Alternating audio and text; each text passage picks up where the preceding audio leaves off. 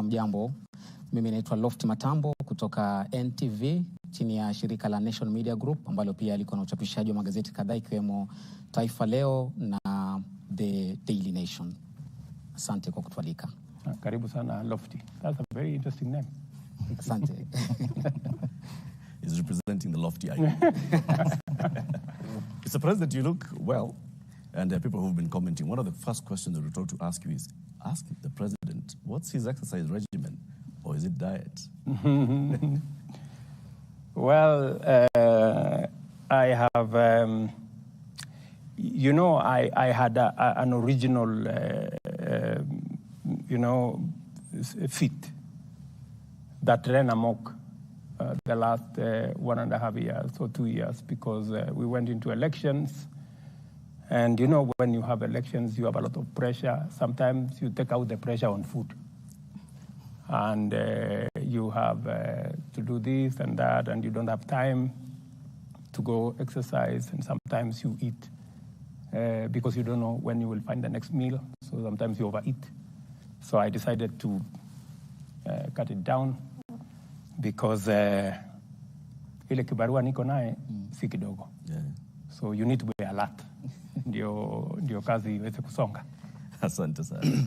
Our first topic for tonight is on the state of the economy, the cost of living, and of course Kenya Kwanza's first budget. My colleague Ayub will take the first question. Excellency, Mr. President, I want to take you back to what you said on the 26th of July, 2022, during the presidential debate just before the elections. To quote you said, we can limit the taxation on fuel. Take, for example, VAT, which you said, I think we need to rethink about it.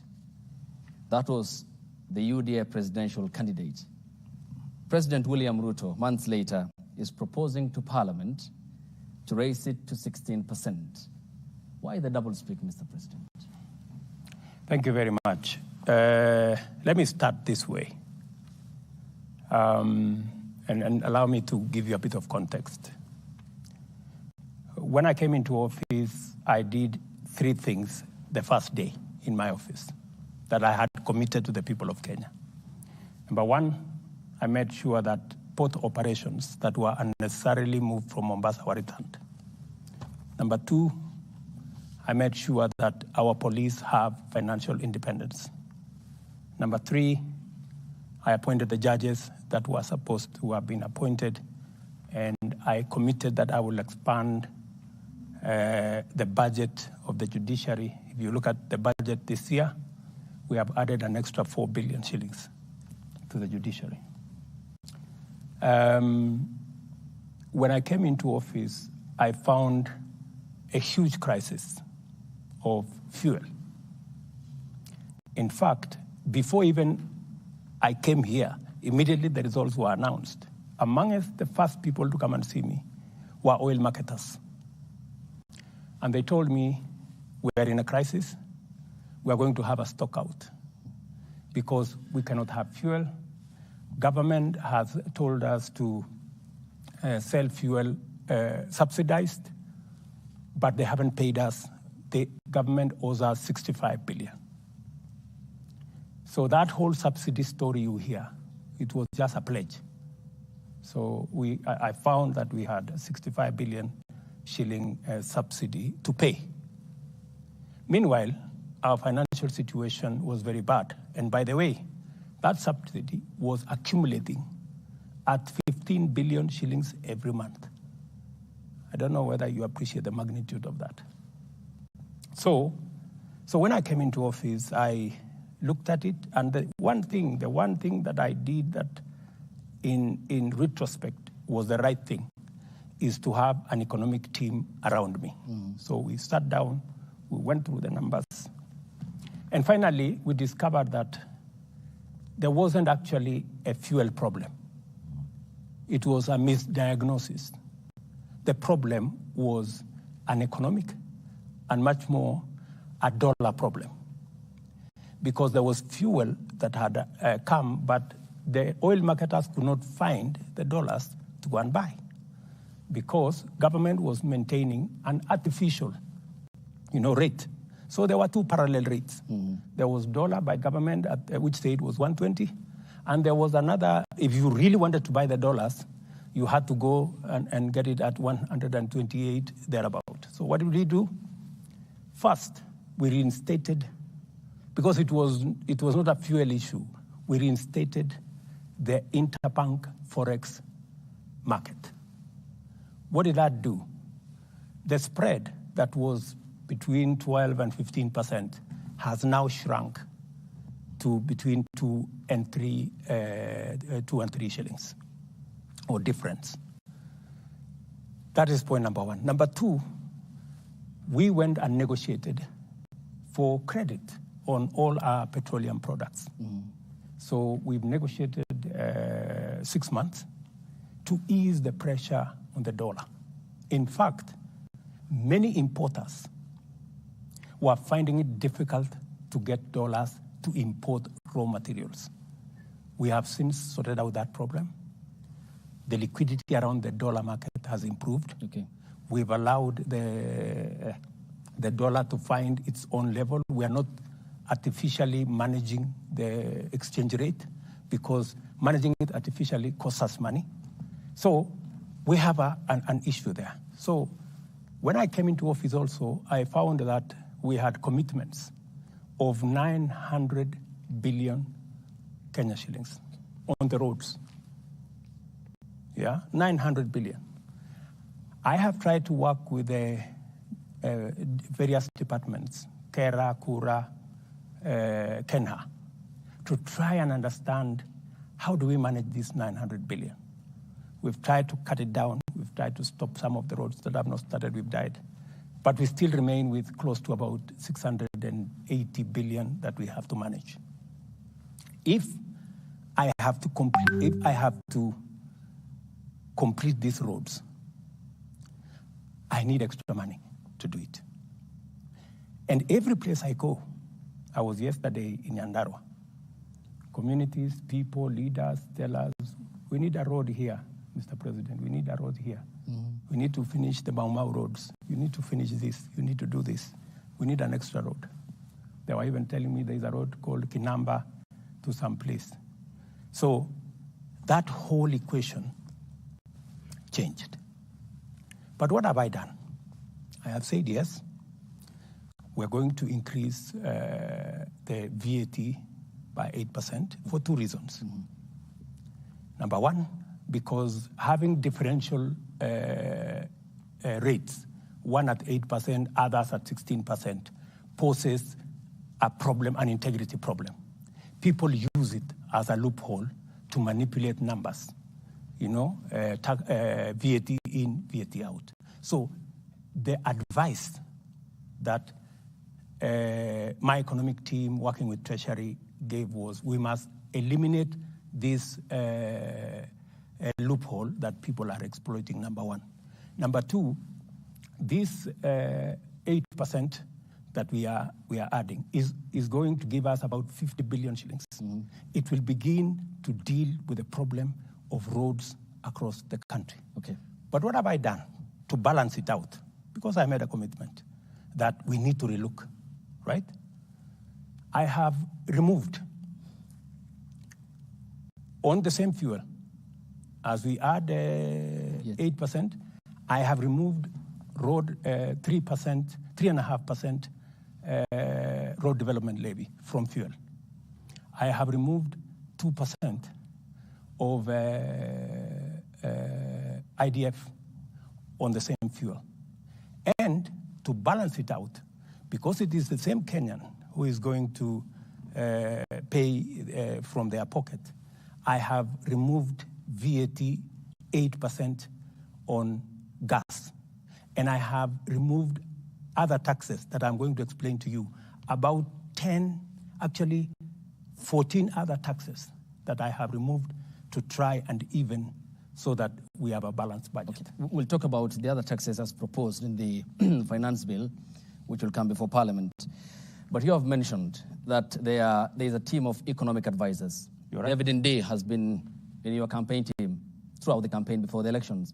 So is the current National Treasury Cabinet Secretary, Professor Njuguna Ndung'u. When you came to the presidential debate and you made the remarks on the 26th of July, which I quoted you verbatim, I think you said majority of taxes that are in that bracket, 15 almost you said, but we need to integrate at least these 15 different types of taxes. Did they not advise you, or you did not take the advice? Precisely, if you heard me clearly, there are many other taxes that we have since removed. So you must look at it in context. Yeah? What my economic team advised that time is that we need to relook at these taxes. When we came into government, we found a situation. The country was in a crisis. And by the way, I have had to make very difficult decisions. In fact, coming into office, I had to cancel the borrowing of about 300 billion shillings that the intention was to borrow. That would have taken the country down the cliff. I had to step in and stop many of the subsidies that were being dished left, right, and center. I had to make many changes. I had to reorganize the whole budget because we found a country headed and sliding into bankruptcy.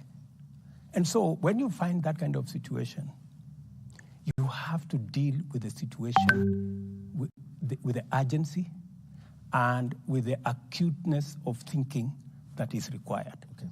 Yeah? You don't operate outside a context. So the question that you have asked me, did we remove some? Did we look at the fuel issue? Yes. We said, while it is true that we have a crisis and we have to deal with a pending bill of 700 billion for the roads that we have, while it is also true that we have to look at what additionally we can do, but we need to put a relief on Kenyans. Okay. That's why, apart from, and you know the reason why the tax on the VAT on fuel or petroleum products is much more attractive is because it is spread across all Kenyans. So everybody carries a small bit of it. Okay. But we have also knocked down other taxes from the same fuel. As I have told you, IDF we have taken down, road development levy we've taken it down, and a host of other taxes that we have taken down. Okay. Final question on this. This is an issue, Mr. President, which dates back to 2013 as a condition by the International Monetary Fund, the IMF, in which then the leader of the majority party, the current defense CS who sits in cabinet, Adan Duale, said that the 181 MPs have been convinced by the party leadership, the President, Uhuru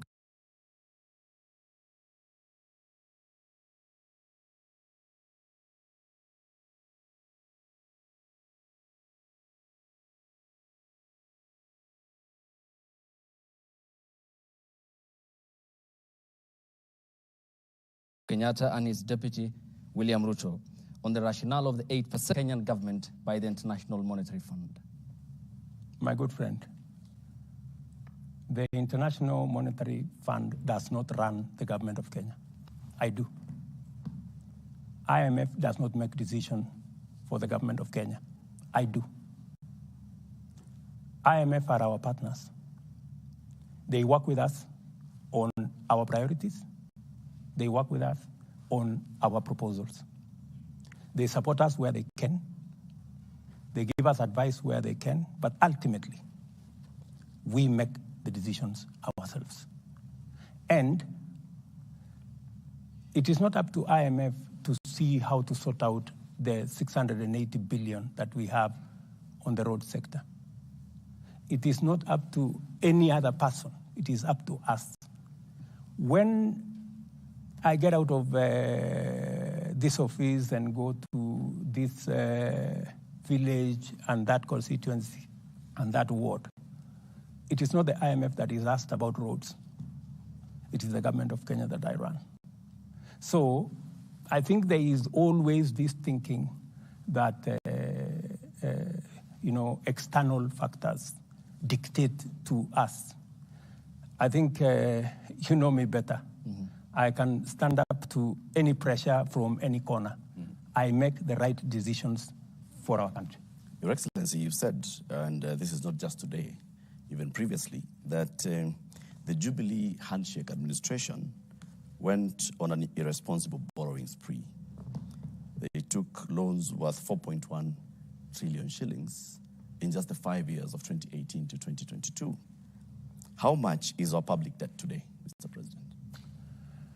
Our public debt is in the region of 8.8 trillion, close to 9 trillion. That's where we are. And so that you can contextualize this, it is the reason why, if you look at this budget, I have made a deliberate, conscious decision. In fact, against the advice of IMF. IMF actually wanted us to borrow slightly more. I told them no. I told them no, we're not borrowing.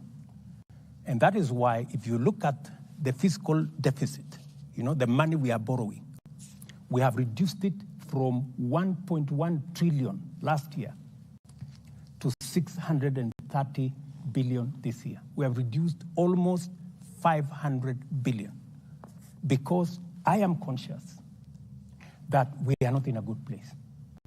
I am also aware what is happening to other countries. There are countries in our continent that have defaulted in their payments. When I am president, Kenya will not go that route. And that is why, even when, many people thought it was a joke, I told them we are not borrowing beyond where we are. So how much are you planning to borrow in this year? That is why, Latif, you saw there was a delay of salaries for about 2-3 days, in April. Yep. Yes. Because, some characters thought that I was joking. I told them, listen, we're going to live within our means. Even if we have to delay for salaries for 2-3 days, we will. So that people begin to internalize that we cannot continue borrowing. And let me tell you, I have had many people say, you can't tax there is no country that can tax itself into prosperity. That's correct. Yeah? But you cannot accumulate the debt into bankruptcy as an option. It cannot be an option, right? And there is a question I want to ask my fellow countrymen and women. Are we overtaxed? That is the question that we need to ask.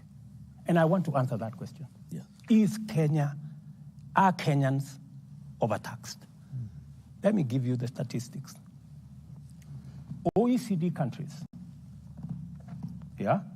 OECD countries, the tax as a percentage of GDP, the average is 34% of GDP, 34%. You have from Turkey, which is 22% of GDP, to France, which is 45% of GDP. Okay? Let's leave the OECD. Let us come to our continent. Our peers, South Africa, Tunisia, Morocco. They are between 23 and 28% of GDP. Tax as a percentage of GDP. Where is Kenya? Kenya is at 14%. Kenya is at 14%, meaning we are paying half in terms of tax what our peers in our continent are paying. And you see, society is reflected by the quality of public goods, roads, hospitals, schools, water. That is what a society is measured.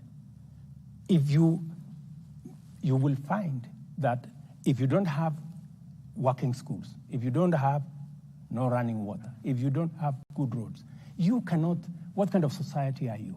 So the big question, and I want to tell my countrymen and women, please, we are not overtaxing ourselves. In fact, if we were to match our peers, my intention is to take this slowly, the way Mwai Kibaki did. When Mwai Kibaki came into office, we were collecting about 220 billion. By the time he was leaving in 10 years, we were collecting almost $1 trillion. He had moved it 4 times, right? Yep. Now we are at 14. If you look at the budget this year, I want to move it from 14 to 16% of GDP. By God's grace, maybe next year, 18, maybe like that, because we have to be realistic, you know? If we do not pay taxes, we cannot be like the countries we want to be. We want to be in their shoes. We will be going backwards. So the real cardinal, because, and I want to tell my good friends, you know, it's good to have information, because I hear many people are saying, oh, you know, we are being overtaxed. The real issue is that our tax as a percentage of GDP, if we manage to get this finance bill through, we will move from 14 to 16. We will still be way below what our peers are. I want to come back onto the issue of debt, because, I mean, it's also influencing how much you want to spend in the next financial year and raising revenue to repay these debts. 1.2 trillion shillings, if I'm not wrong, is our debt bill in the next financial year. And if you just look at how much we are paying in terms of debt, and then you look back at that close to 9 trillion shillings that has been borrowed in the last 10, 15 years, questions are, where has that money gone? And so I want to ask you, Mr. President, do you feel that the money that has been borrowed has actually gone to be value for Kenyans? I do not want to point fingers at no administration. I do not want to say what happened in the last administration. I have said enough of it. I just want to speak to the present and to the future. And I want to tell my countrymen and women that I want to be held to account. I am ready. That is why I believe in accountability. For the first time, I am the one who pushed for the change of standing orders so that ministers of my administration can go to Parliament and ask questions, because we want accountability. As we talk, I am pushing so that we have an office in Parliament of the Leader of Opposition, funded by the government of Kenya, to make sure that public resources are being used appropriately. And I like what you're saying. That is exactly what I want, because I want, as I collect taxes, as the people of Kenya contribute their money as taxes, they must be put to good use. They should not be put in projects like the BBI. Okay. They should not be put in projects like the Azimio thing. They must be put in tangible projects that make a difference in the lives of the people. So with that then, Mr. President, are you prepared in your administration to publish the debt register? Because this is one thing that even the previous parliaments have tried to push. It hasn't been published. To date, we know the figure, we don't know the details. Are you prepared to publish the debt register, audit the debt register, and to hold anybody accountable for any money that may have been borrowed and misappropriated? Why not? When will this happen? Why not? You know, we have, in fact, we already have a bill in Parliament, for purposes of placing on record any borrowing that is done by the government of Kenya. It must be borrowing that is made available so that the people of Kenya, who ultimately have to pay, must hold government to account that we are borrowing this money for this purpose, for this purpose, for this purpose. I have explained in this budget the 630 billion which we have to borrow beyond our taxes. I have laid it clearly on how are we going to use it, where is it going to go, It is not going to go to recurrent budget. It is not going to pay debts. It is going to be invested in production, in making sure that we have fertilizer for our farmers. We have developed the tea value chain, the coffee value chain, leather value chain, textile value chain, edible oil value chain. And if you look at the budget, we have clearly isolated, including making sure that we begin the journey to bring our manufacturing as a percentage of GDP, which went down from 9 to 7, in the next 5 years, I want it to be at 15%. By 2030, I want manufacturing as a percentage of our GDP to be at 20%. That's why we are calling it 20 by 30. That is the trajectory I want us to go. I also want to move our exports. That's why if you see in this budget, we have many areas where we have imposed taxes. We have imposed taxes on imported fish. We have imposed taxes on imported furniture. We've imposed taxes on imported steel.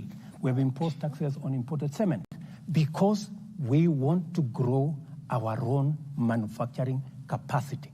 Because by growing our own manufacturing capacity, we create jobs, we create opportunities for work, and we build our own manufacturing capacity using our own products. So I have, with clarity, I can explain where we are going to put every cent.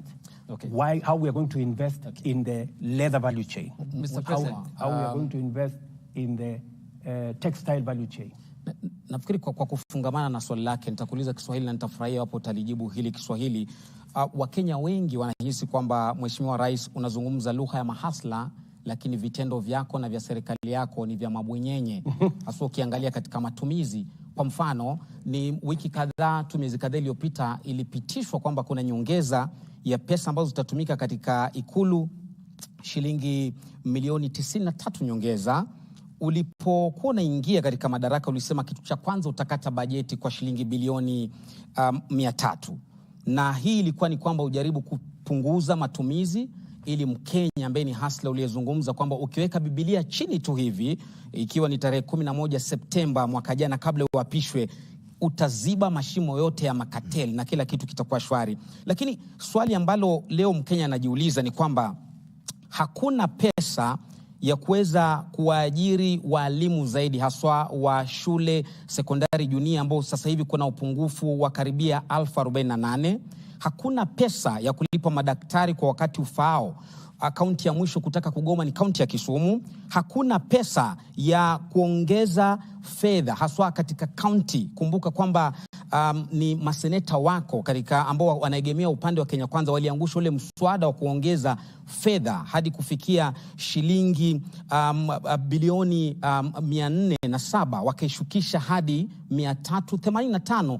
Hakuna pesa za hivi, lakini kuna pesa shilingi milioni 459 za kulipa makatibu waandamizi CAS 50 kwa kila mwaka katika serikali yako. Je, unazungumza lugha ya mahasla ama unawapaka mafuta kwa mgongo wa chupa rais?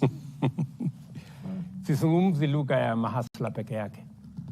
Natekeleza hii budget. Hii budget unaona hapa ni budget ya mahasla.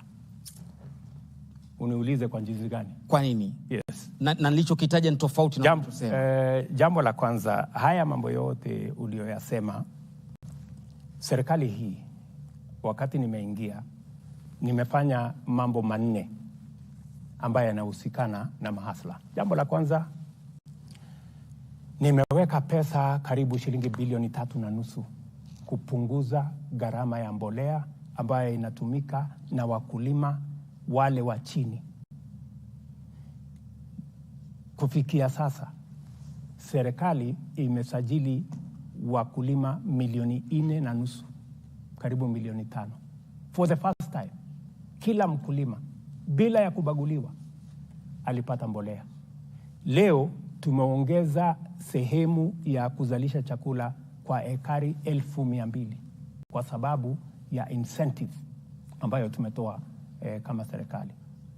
Mind you, wale wengi ambao wako katika sekta ya kilimo ni mahasla. Jambo la pili, Kwa jambo la ambalo linasumbua sana wa Kenya, jambo la cost of living. Yeah? Ni nini nimefanya katika ile kupunguza hiyo mzigo kwa Wakenya? Kwa sababu kuna mambo mawili. Wale majamaa walikuwa hapa mbele yetu, walifanya subsidy ile inaitwa subsidizing consumption. Walipeleka pesa kwa mamila. Mila hana mahindi yake. Mila ni chuma tu wako nayo na mashini. Zile pesa mimi sasa ndio nalipa. Hawakulipa. Mimi sasa ndio nalipa ile pesa ya subsidy. Unaelewana? Mimi nilifanya nini? Kwa sababu naelewa kwamba shida ni supply and demand. So ile tulifanya ni kwamba tulienda kwa KNTC, tukawapatia Treasury ikawapatia letter of support. KCB wakatupatia shilingi bilioni 25.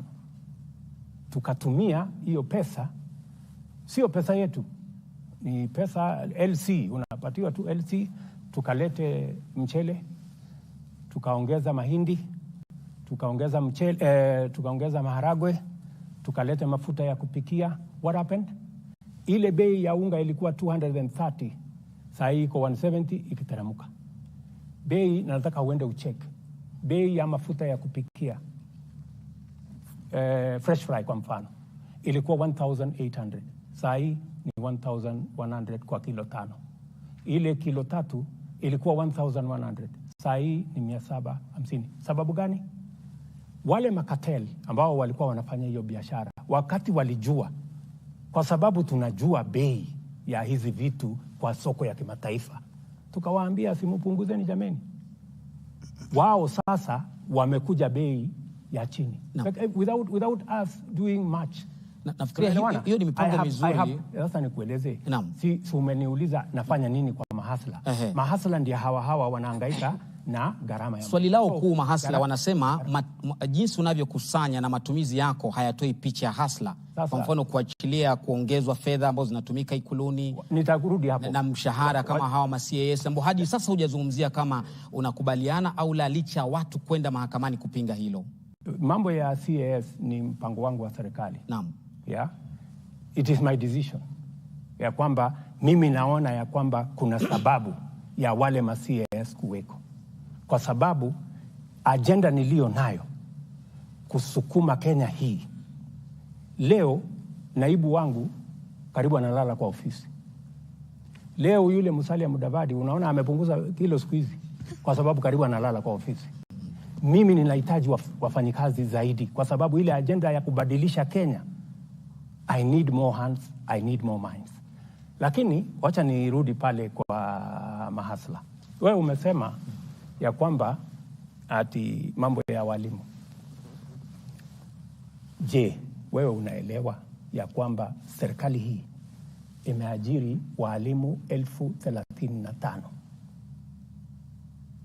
yenye haijawahi tangu Kenya iundwe? There has never been one hiring of 35,000 teachers.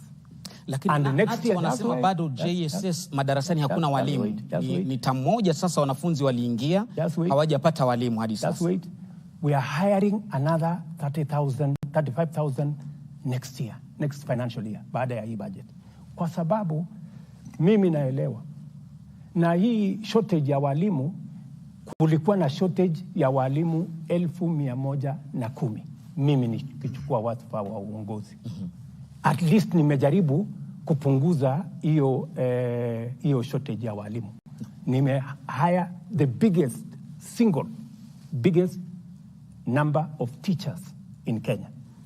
As I talk to you, vile tumeajiri walimu wa TVET 1,300, tutaajiri baada ya hii budget another 1,700 wawe 3,000. Serikali hii tumesort out mambo ya elimu. Vipi? Wakati tumechukua usukani, walimu watoto wetu walikuwa wanahangaika, hawajui watafanya mtihani ama watafanya mtihani. Hii junior secondary itakuwa katika secondary school ama itakuwa primary school. We have sorted out that problem. And on top of sorting out that problem, na tumeweka junior secondary school pale katika primary school, kwa sababu ingekuwa mzigo mkubwa sana kama pendekezo ya serikali iliyopita kwamba waende katika secondary school, ingekuwa gharama kubwa sana kwa wazazi. Naam. Vile vile tumeongeza walimu. Juzi, nafikiri wiki moja iliyopita, tumesort out the biggest problem ya mambo ya elimu ya vyuo zetu. The biggest problem, vyuo zetu nikiongea na wewe saa hizi, karibu zote zinafungwa. Wako na madeni ya bilioni 55 na 59, actually almost 60 billion. Wana strike. Wale wahadhiri ama lecturers wamegoma, hawajalipwa. Nani hajalipwa? It has taken my administration to sort out, kwa sababu wale wote wamekuwa wakimbia kutoka changamoto hiyo kwa miaka 20. But I want to tell you, we have put our education system now on sound footing. We have sorted out the JS, the junior secondary as a topic by itself. So please, okay, don't mind. all right. Na Mheshimiwa Rais, kidogo ni kurejeshe nyuma kuhusiana na hili swala la mapendekezo yaliomo kwenye ule mswada wa fedha wa mwaka 2023, na kuna hili swala ambalo Wakenya wamekuwa na maswali chungu nzima kuhusiana na mpango wa kutoa 3% kwa ule mpango wa kujenga nyumba za bei nafuu. Wakenya wanauliza ni kwa nini wanalazimishwa, manake wengine wanaona ni kana kwamba wanalazimishwa, pengine hawako tayari kuwa wamiliki wa nyumba. Wengine wanasema ya kwamba hawakuhusishwa kabla ya yale mapendekezo. Na tumeshuhudia miungano mbalimbali ya wafanyikazi ikisema ya kwamba ikiwa mapendekezo hayo yatapitishwa, basi kutakuwa na migomo. Ni swali nzuri sana umeniuliza, kwa sababu ni swali ambalo nimekuwa nikingojea kujibu. Nataka Wakenya wanisikize kwa makini. Niko na maswali matatu ambayo sisi kama Wakenya lazima tujiulize. Jambo la kwanza, ni kwa sababu gani watoto wetu, vijana wa taifa letu la Kenya milioni 5 wanahangaika barabarani, wanazunguka madukani, hawana ajira? Swali la kwanza. Swali la pili, ni kwa sababu gani taifa letu la Kenya iko na vitongoji duni, slums, 1141? Wakenya milioni 6, ndugu yangu Abdi, milioni 6 wanaishi katika vitongoji duni. Hakuna maji, hakuna choo, hakuna barabara. Kenya yetu hii milioni 6. Why? Jambo la tatu, ni kwa sababu gani katika taifa letu la Kenya hakuna nyumba mwananchi wa kawaida anaweza kununua? Nyumba yote ile iko bei chini sana, milioni 5. Mortgage 60,000. Wakenya wangapi wanaweza kulipa mortgage ya 60,000? Jambo la 4, wale watu ambao wanafanya kazi, sisi tunaolipwa na ushuru ya Wakenya ni watu 700,000, kuanzia rais mpaka. Ni vipi ya kufanya kazi? Na sio kwamba ati mimi kwa sababu ni rais leo ati mimi ni bora kuliko wengine, ama wewe kwa sababu ni mwalimu ati wewe ni bora kuliko wale wengine. Ile kazi mimi nafanya kama rais, na ile kazi mwalimu anafanya, na ile kazi daktari anafanya, kuna Wakenya zaidi ya 5,000, 6,000 wanaweza kufanya hiyo kazi. Wewe umebahatika, wewe ndio uko na hiyo kazi, na ndio kwa sababu wale wengine hawana hiyo kazi. So ile swali lazima tuulizane ni kwamba mpango ambao utatupatia sisi nafasi ya kuajiri watoto wetu, ya kutoa aibu ya hawa watoto wetu wanahangaika barabarani, wanahangaika madukani, ndio wale wameingia kwa ulevi, ndio wale wameingia kwa madawa, ni nini tutafanya? Na ndio niliwaeleza Wakenya wakati nilienda kwa campaign. Niliwaambia Wakenya, nchi zingine, China, Singapore, Korea, ile wamefanya, wameweka mipango katika labor intensive infrastructure programs. Many of them wameweka mpango katika mambo ya housing. So, hii housing sio nyumba. Naona watu wengi wanasumbuka, sisi hatutaki nyumba bwana. Mbona nani alikuambia tunahitaji nyumba? You know? Sio nyumba peke yake ndio tunatafuta kwa hii mpango. Ni kweli nyumba itapatikana, tuondoe wale wa Kenya milioni 6.5 wanaishi katika slums. Ni kweli. Lakini wacha tafadhali. Lakini ya muhimu zaidi ni kwamba kila nyumba tunayojenga tunapata ajira ya vijana wetu 5. Kila nyumba. Zile nyumba ambazo tumeweka katika mpango yetu 1 million in the next 5 years. 200,000 every year. Hizo nyumba 200,000 every year itatupatia nafasi ya ajira kati ya vijana 1,000,000 na 2,000,000. Ndio tumesema vile wengine wamefanya. Tunasema kila mfanyikazi atoe 3%. Na sio 3% ya mshahara yako yote. Ile inaitwa basic pay. Mwalimu kwa mfano, basic pay pengine ni 30,000. Sawa? Shilingi 3% ni shilingi 900. Right? Na hatusemi hiyo 900 ati ni ushuru. Si ushuru, ni pesa yako. Lakini unatupatia kwa muda tufanyie mpango ya wale watoto wetu wanaorandaranda barabarani, wengine wao ni watoto wetu wa kuwazaa, our own children, kuwapangia ajira. Sawa? Na hiyo that's why ni watu waelewe, it is a win-win project.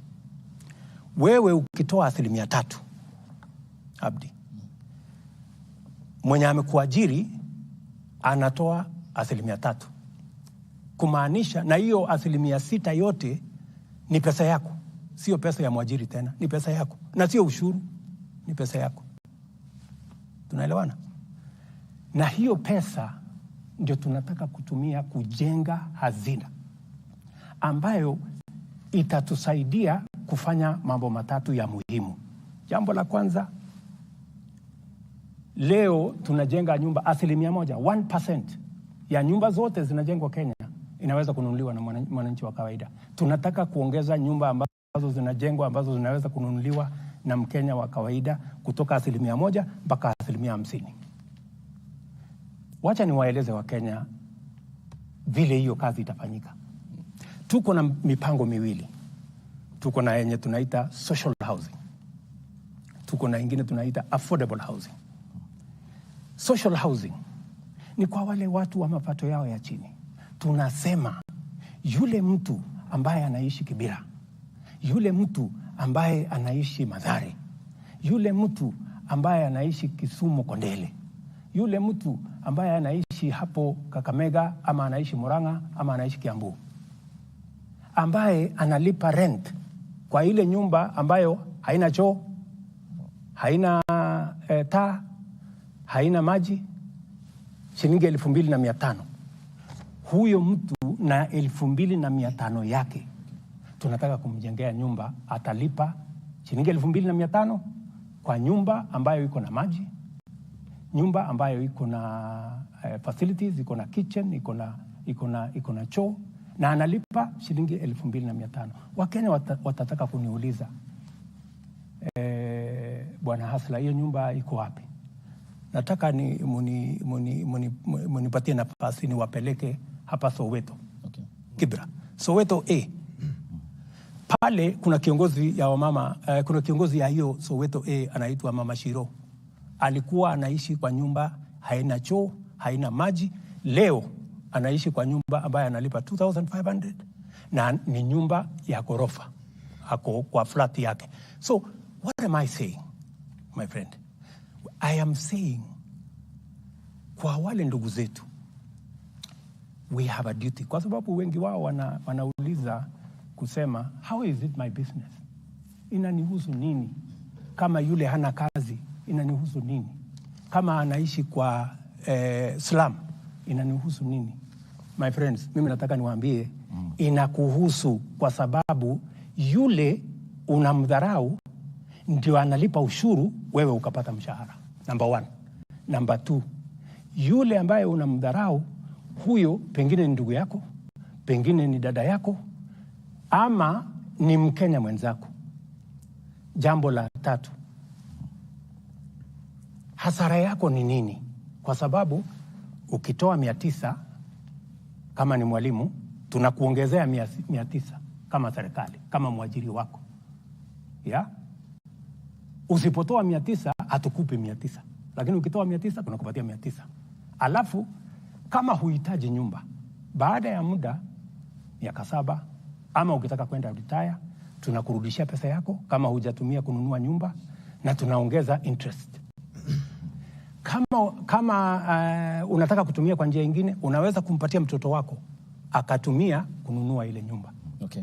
Well, President, affordable, acha niende hapo kwa affordable housing kidogo tu, tafadhali. Okay, briefly, we need to proceed also. Tafadhali. Okay, thank you. Kwa sababu unajua hii maswali ni mingi. Yeah. Watu wengi wanasema, lakini bwana, hii sasa hata kama ni 900, si nitachukia miaka 60 ndio niweze kununua nyumba. That is not the case. Hii pesa ambayo unatoa sio ya wewe kununua nyumba.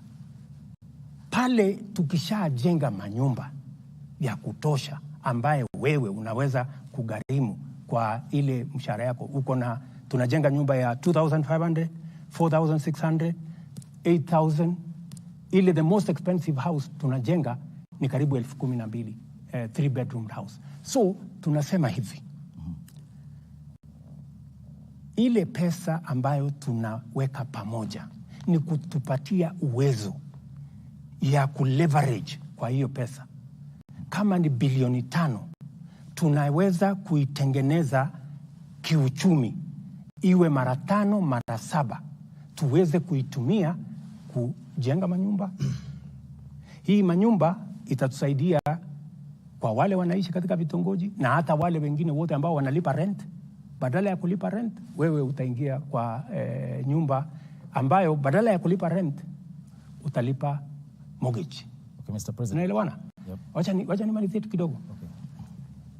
Huyu jamaa anasema sasa mimi nalipa rent saa hii ya 5,000 na nakatwa 900. Itakuwaje? Kama unaweza kulipa rent 5,000, mbona usilipe mortgage 500 ndio nyumba ikuwe yako? Iko dhambi gani? Na katika hiyo harakati, number 1, umesaidia nchi yako. Umesaidia wale jamaa hawana kazi, lakini wanatusaidia kulipa ushuru, ndio mshahara yetu. Mimi kama rais, na wewe kama daktari, na wewe kama mwalimu, na wewe kama mjumbe, na wewe kama MCA ilipwe. Pia tuwasaidie wapate ajira. Okay. Tuwasaidie wapate mahali pa kuishi. Na jambo la 3, tuhakikisha kwamba mashamba yetu ambayo kwa sasa yanakatwa ili wananchi waishi, we start to consolidate our position kama townships. In any case, statistics show, my brothers and sisters, that the future is urban.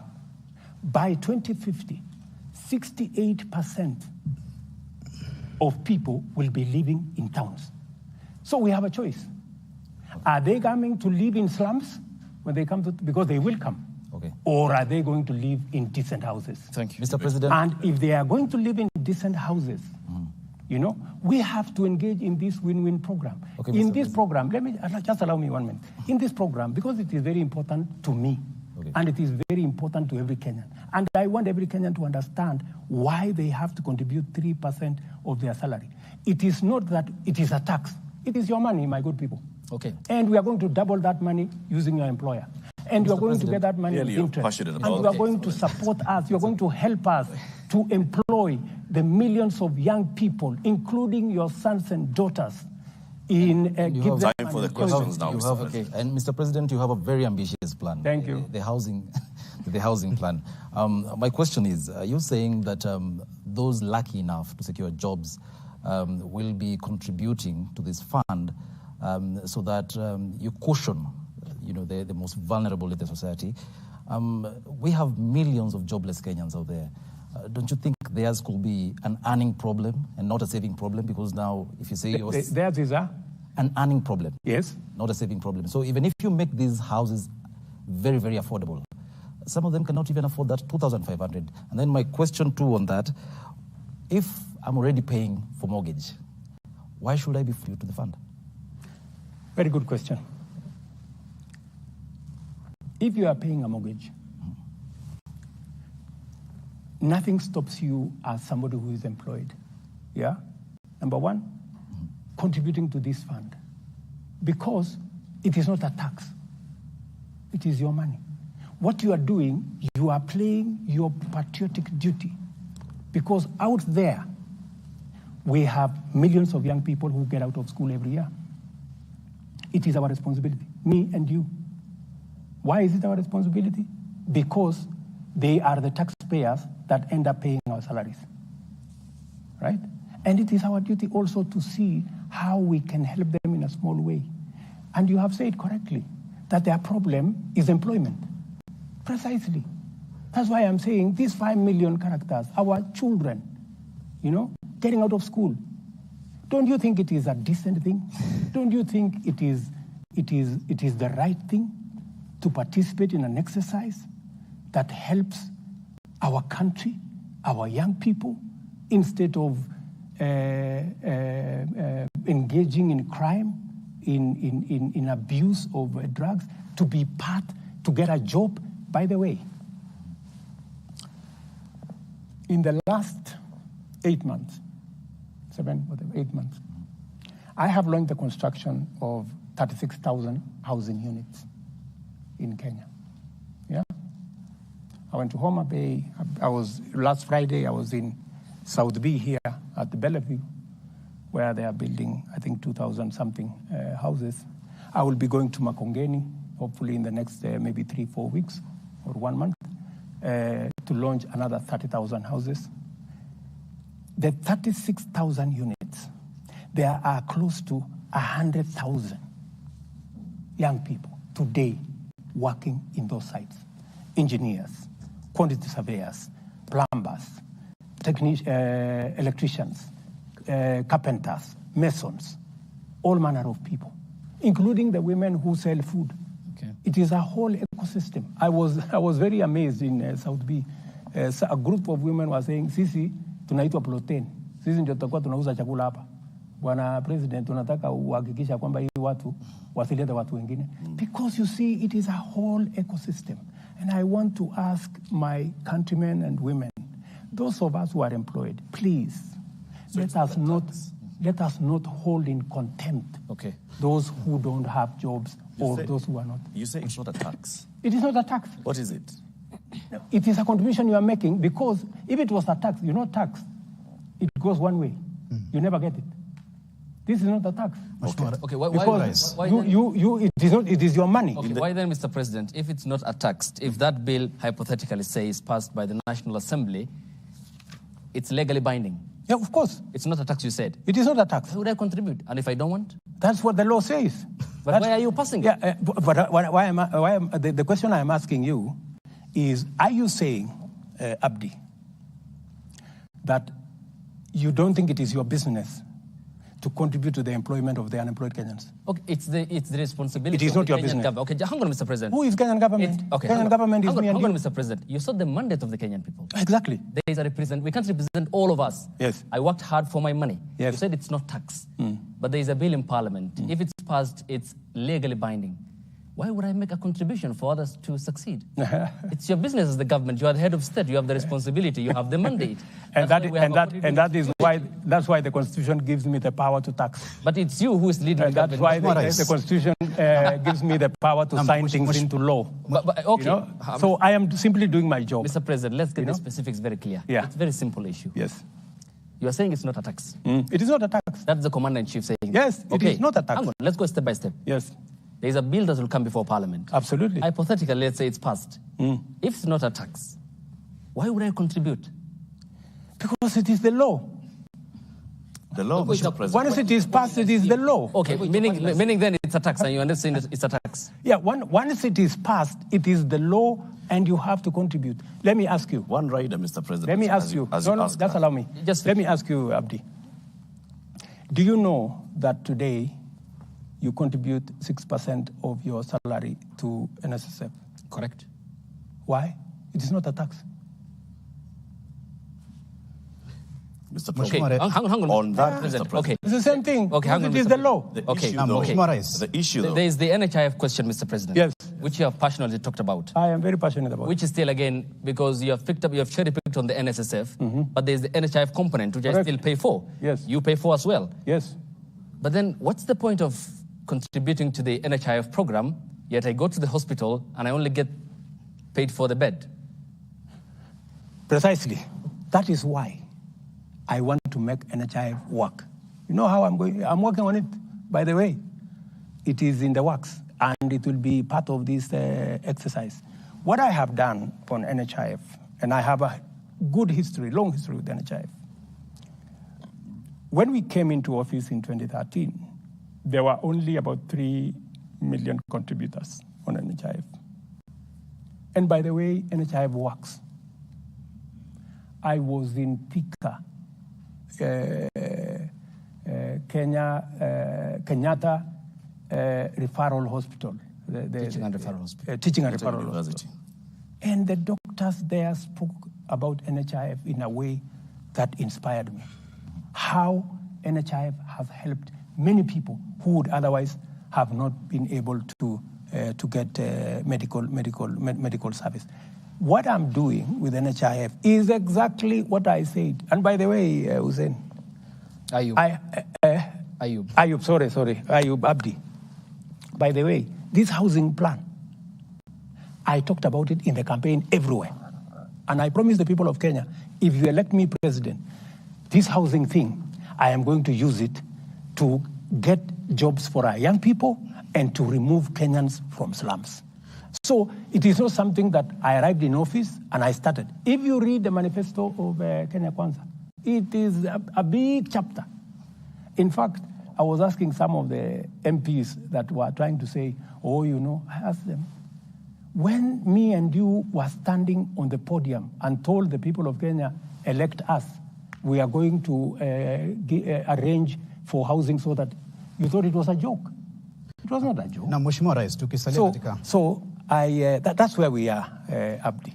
Hapo ndio tuko. Okay. Na Mheshimiwa Rais, tukisalia katika swala hili la gharama ya maisha, lakini katika mada tofauti. Ndio. Umezungumza kuhusu kuondoa ushuru kwa gesi. Na mwezi Februari uliwaambia Wakenya kwamba itakapofika tarehe mosi mwezi Juni, bei ya gesi ya mtungi wa kilo 6 itapungua kati ya shilingi 300 na 500. Hivi sasa Wakenya wanasubiri siku 15 kutoka sasa. Wanataka kufahamu iwapo mipango yote iko line, ikifika tarehe 1 mwezi Juni watakapoenda katika maduka haya ya kununua gesi, wataipata gesi hii kwa kati ya shilingi 300 na 500. Lazima kwanza tupitishe hii kwa budget.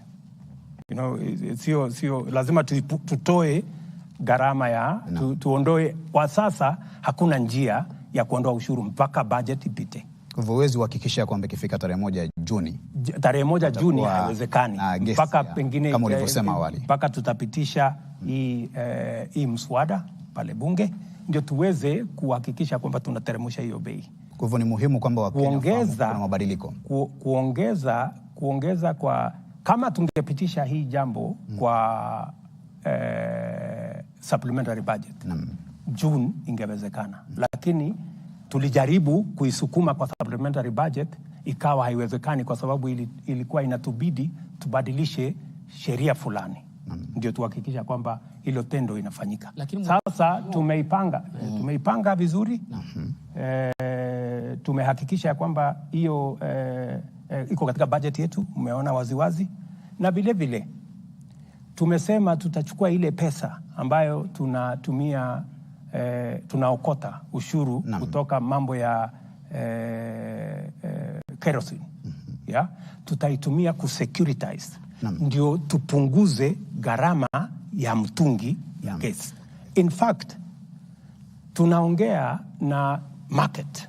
Saa hizi nikiongea na nyinyi, tunakimbizana na wale watu wakora ambao wanauza gas kinyume ya sheria. Tunakimbizana na hawa vibaya sana.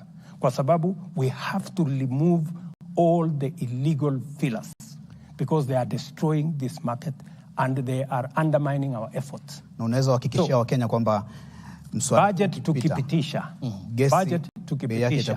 tutapunguza gharama ya gas kati ya shilingi 300 na 500 kwa mtungi. Kwanza mtungi, wacha gas. Ile tunapunguza kati ya shilingi 300 na 500 ni mtungi yenyewe. Ndio sasa uongeze gas ndani yake. Lakini mheshimiwa, ukiwa Samburu, nakumbuka vizuri sana ulipotoa tangazo la kwanza, tena baadaye katika ukumbi wa mikutano ya kimataifa na akina mama hapa KICC, ukutaja masuala ya kwamba lazima mswada wa fedha wa mwaka 2023 upite kwanza. Ulitangaza tu waziwazi kwamba utapunguza na itakuwa ni hewala kwa kila Mkenya. Sasa mimi nataka nikuulize wewe. Hii ni nchi ambayo inafuata sheria. Yeah? Si umesikia huyu bwana akiniuliza utafanya ni kwa sababu gani? We are a country governed by the rule of law. Nimekueleza. Kama tungepitisha hiyo mswada kutumia supplementary budget, mwezi wa 6 ingewezekana. Lakini kwa sababu hatukupitisha, tutapitisha sasa katika budget yenyewe. Baada ya hapo hiyo gesi itapatikana. Kutokana na mabadiliko haya utaomba Wakenya radhi? Kwa nini? Ambao walikuwa wanategemea kwamba ikifika kwa nini? Wewe ndio uko na shida na mimi. Wakenya hawana shida. Okay, Mr. President, let's finish up on this. I'd like us to move to the next issue, Mr. President. Thank you very much. We've spent quite a bit of time on the first topic. Yes. Because, of course, it's the hot topic in the country. Let's go to another hot topic, Mr. President. And this is on the matter of security and religious matters. Lofty. Shukran sana. Mheshimiwa Rais, swali la kwanza kuhusiana na masuala ya usalama wa taifa ni kiazi moto na donda ndugu ambalo limechipuka katika eneo la Malindi kule Shakahola katika msitu ule wa Chakama. Kufikia sasa ama kufikia jana, tangazo lilotolewa ni kwamba iliripotiwa Wakenya 610 hivi hawajulikani waliko. Wakenya 201 na zaidi wamefariki, wengi wao wakiwa ni watoto.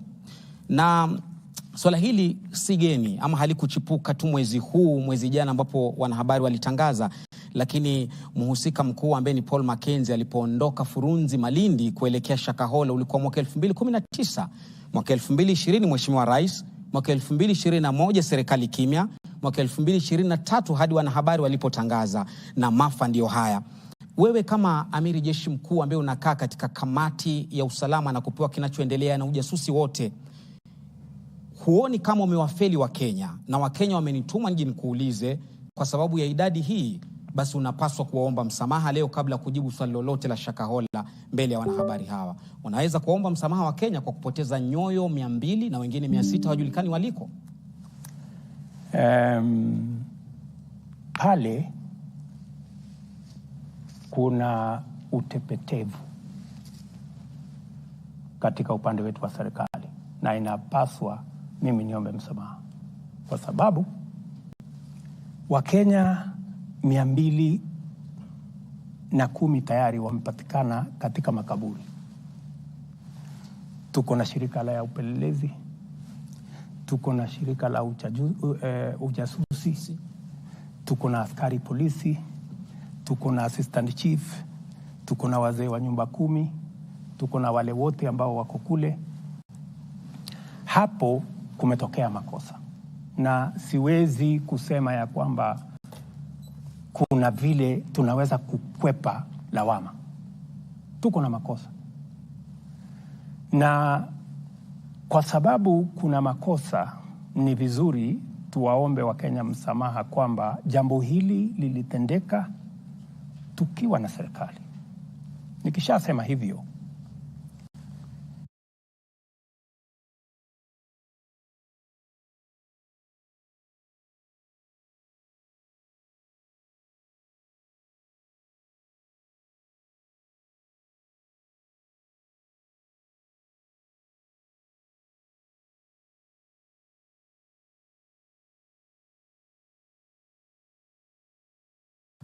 huyu bwana Mackenzie na wenzake alishajulikana kwamba kuna jambo lenye dosari anafanya. Ameshikwa akapelekwa kotini. Ngo ya gaidi. Kwa sababu wale watu maisha ya watu amewaua kwa kutumia dini. Hatuwezi kuelewa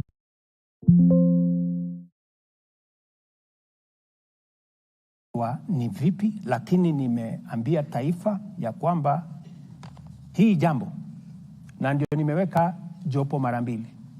Jambo la kwanza nimeweka jopo ambaye tunaita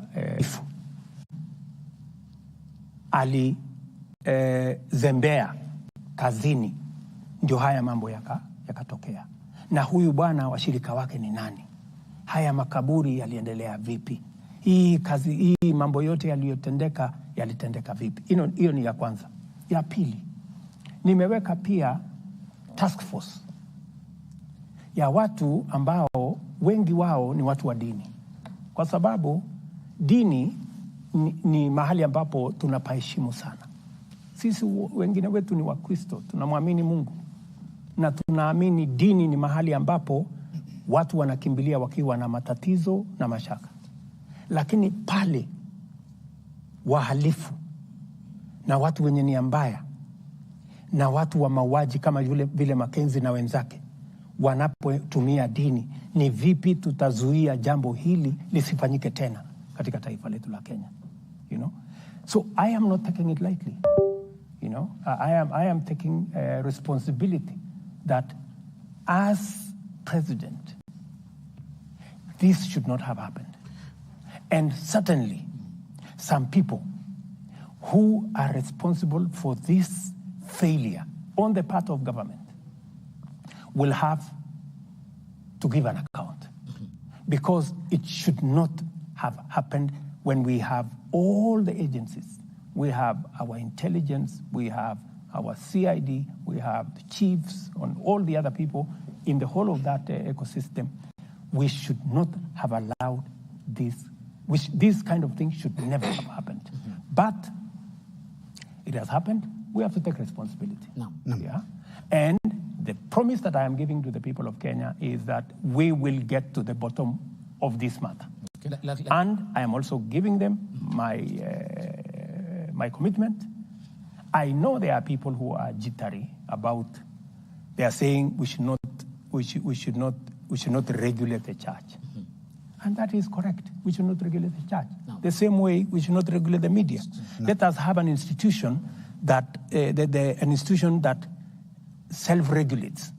We want to establish from our religious leaders, how can they as religious leaders agree on a mechanism that makes sure that criminals and crooks do not take advantage of religion and of faith to be able to cause harm to Kenya. Mheshimiwa Rais, kabla ya kakangu kuuliza swali, umezungumza na napenda nikupongeze na kukuhongera kwa kuomba msamaha mbele ya Wakenya, lakini Waswahili wanasema ada ya mja hunena lakini muungwana ni kitendo. Wana Malindi hadi leo wanalia kwamba idadi ya watu 200 kupotea, huja kanyaga guu pale kwenda kusema nao kuomba msamaha. Kiongozi wa upinzani Raila Odinga alikwenda kule na akafungiwa kuingia, na wengi wakasema afadhali huyu ametukumbuka, rais hajafika. Huu ungwana wako uko wapi hapa, Mheshimiwa Rais? Hiyo ni siasa. Kwenda pale kwa kiongozi wa upinzani inasaidia nini?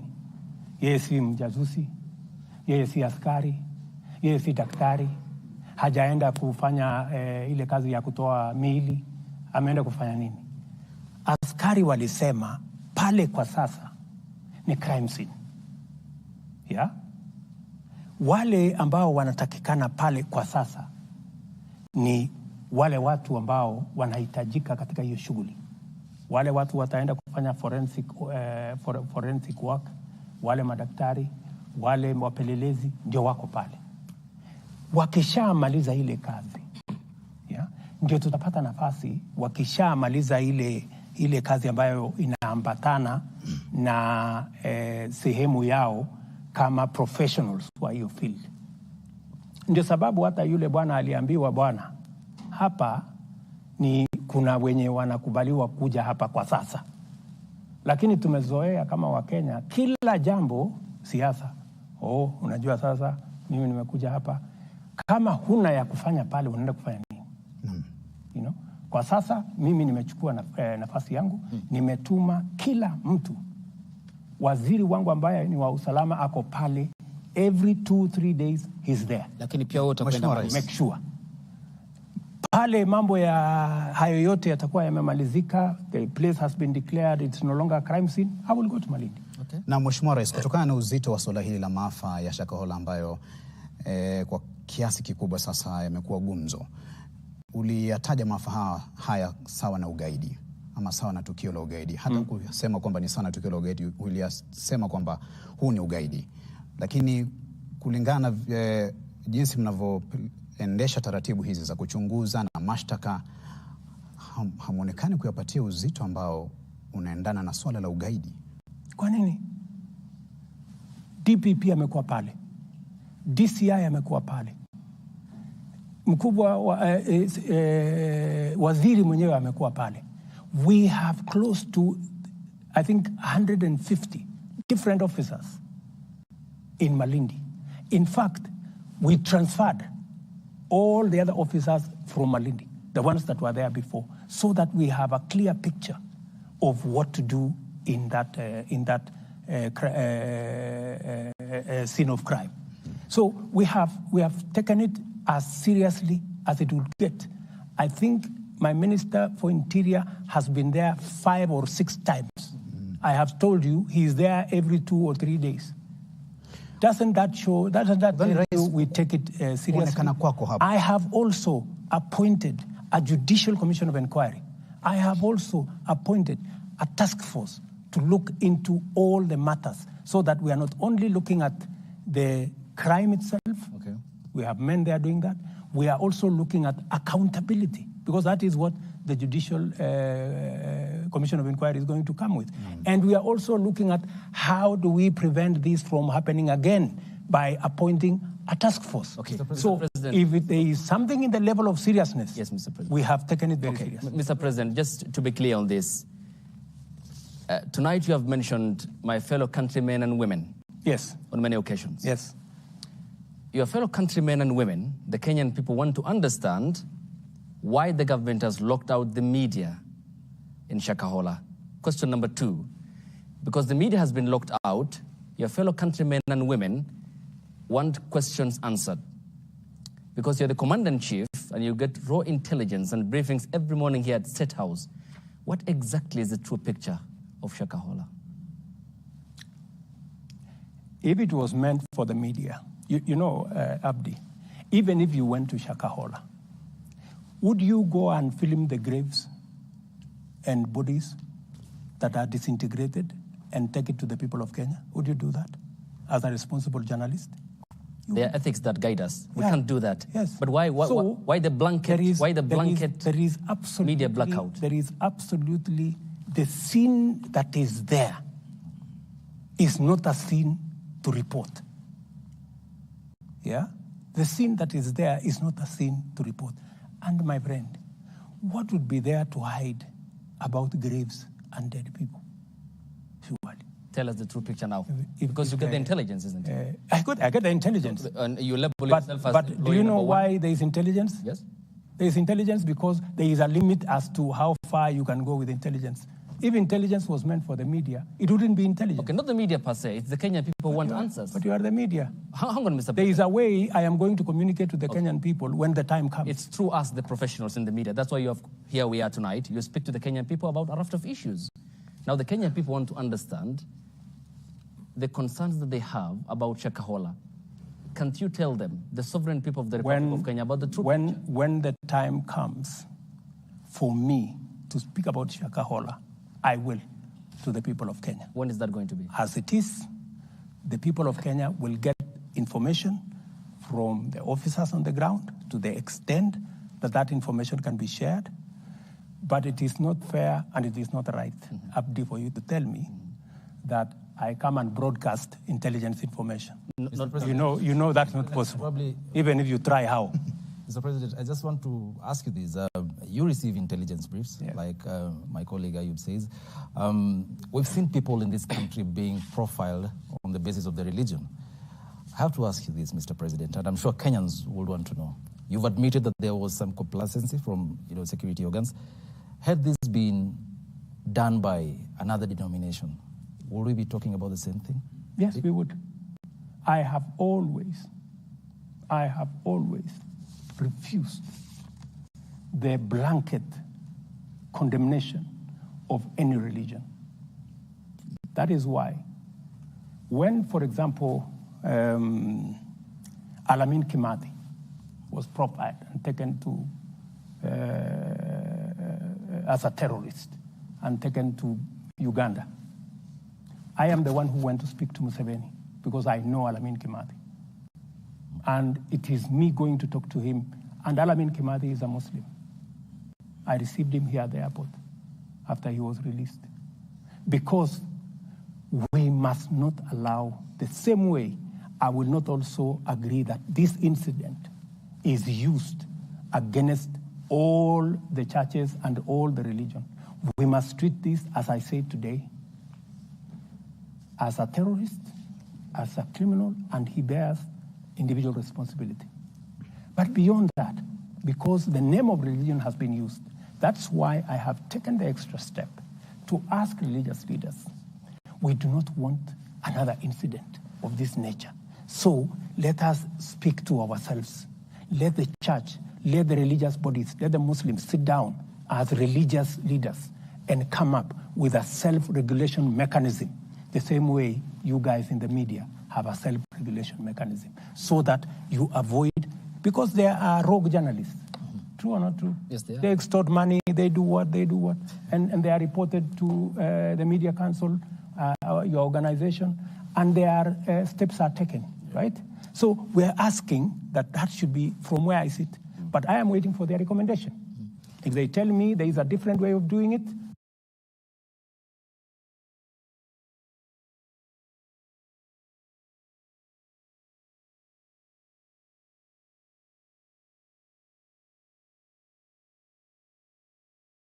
I would look at it. That's why. Rais, pengine uzungumze na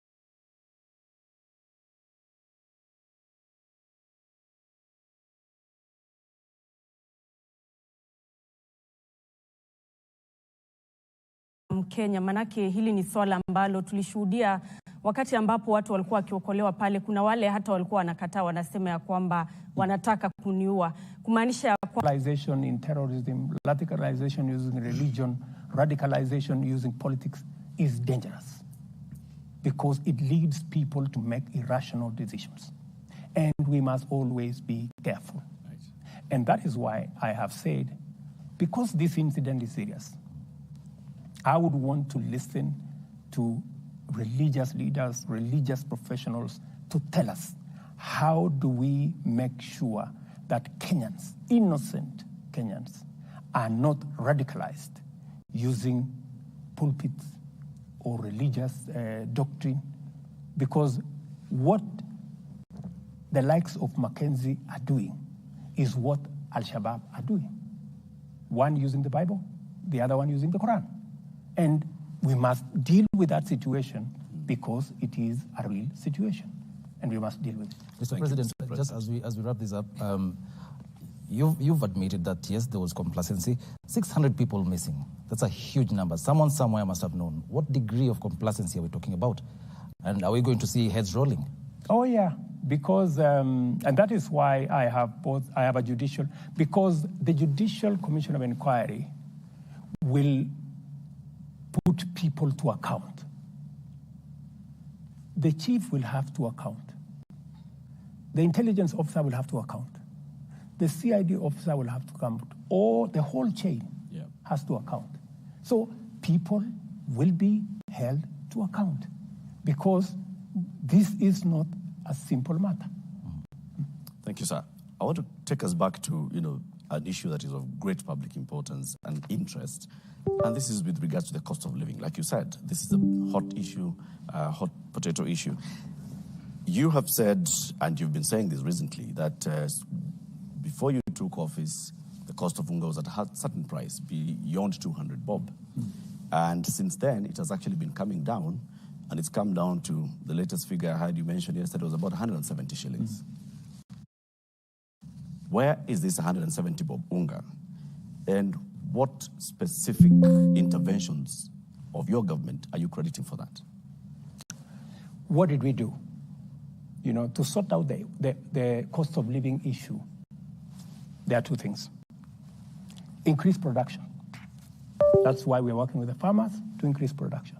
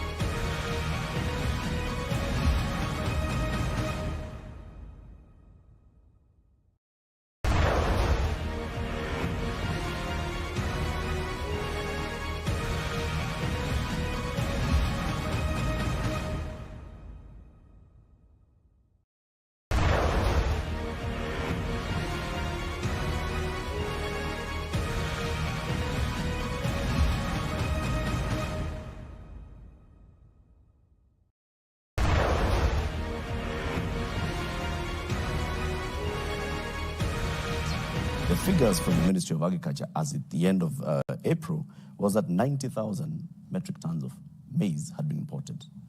Not 250, like you've said. It was 90,000 as at then. And in fact, the CS was telling the importers, I want you to come and give me a list of what you've imported.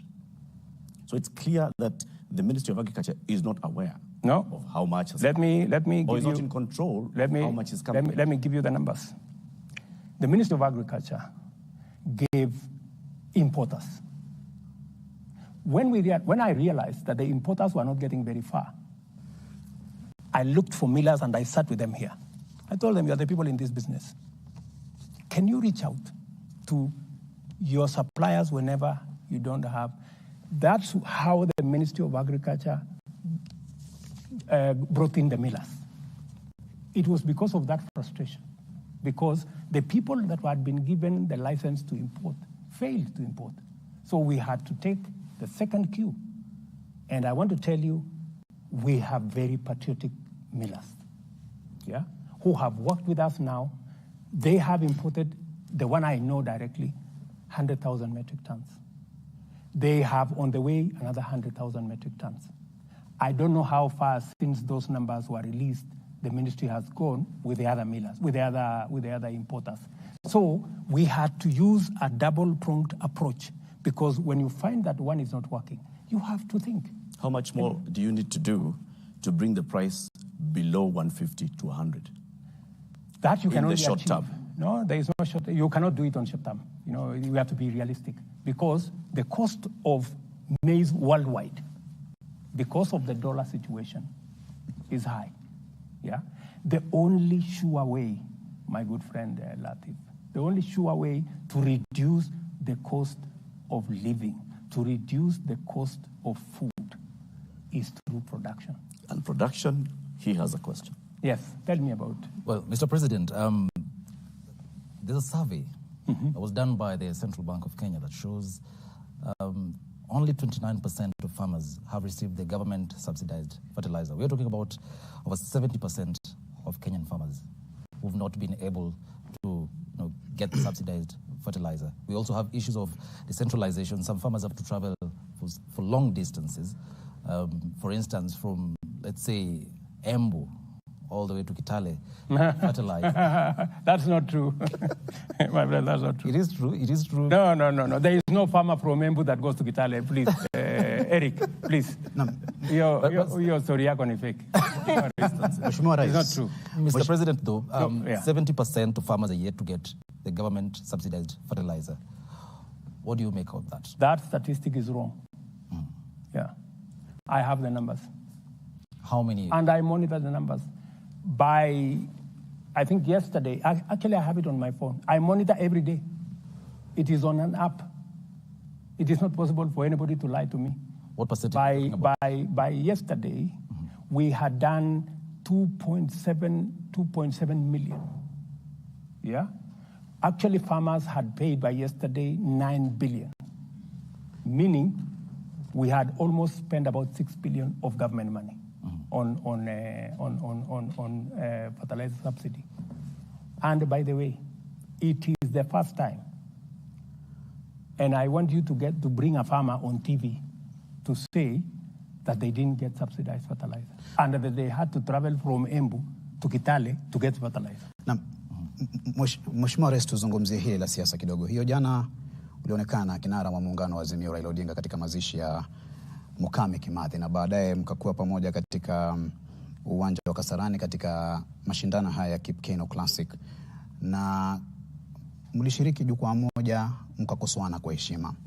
Lakini wanasiasa wa pande zote mbili, serikali Kenya Kwanza na upande wa muungano wa Azimio, wanapokuwa katika majukwaa na wafuasi wao wanadhihirisha cheche, na baadhi ya wafuasi wanachukulia hili kama swala la uadui.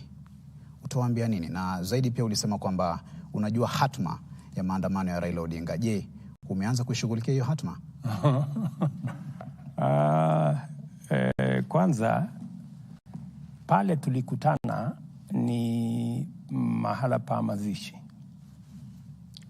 na ni kawaida kama viongozi, kwa sababu lile jambo ni jambo ambalo linatufaa sote tushughulikie, na ilikuwa ni nafasi nzuri ya pia kuzungumzia mambo yaliyoko katika taifa letu la Kenya.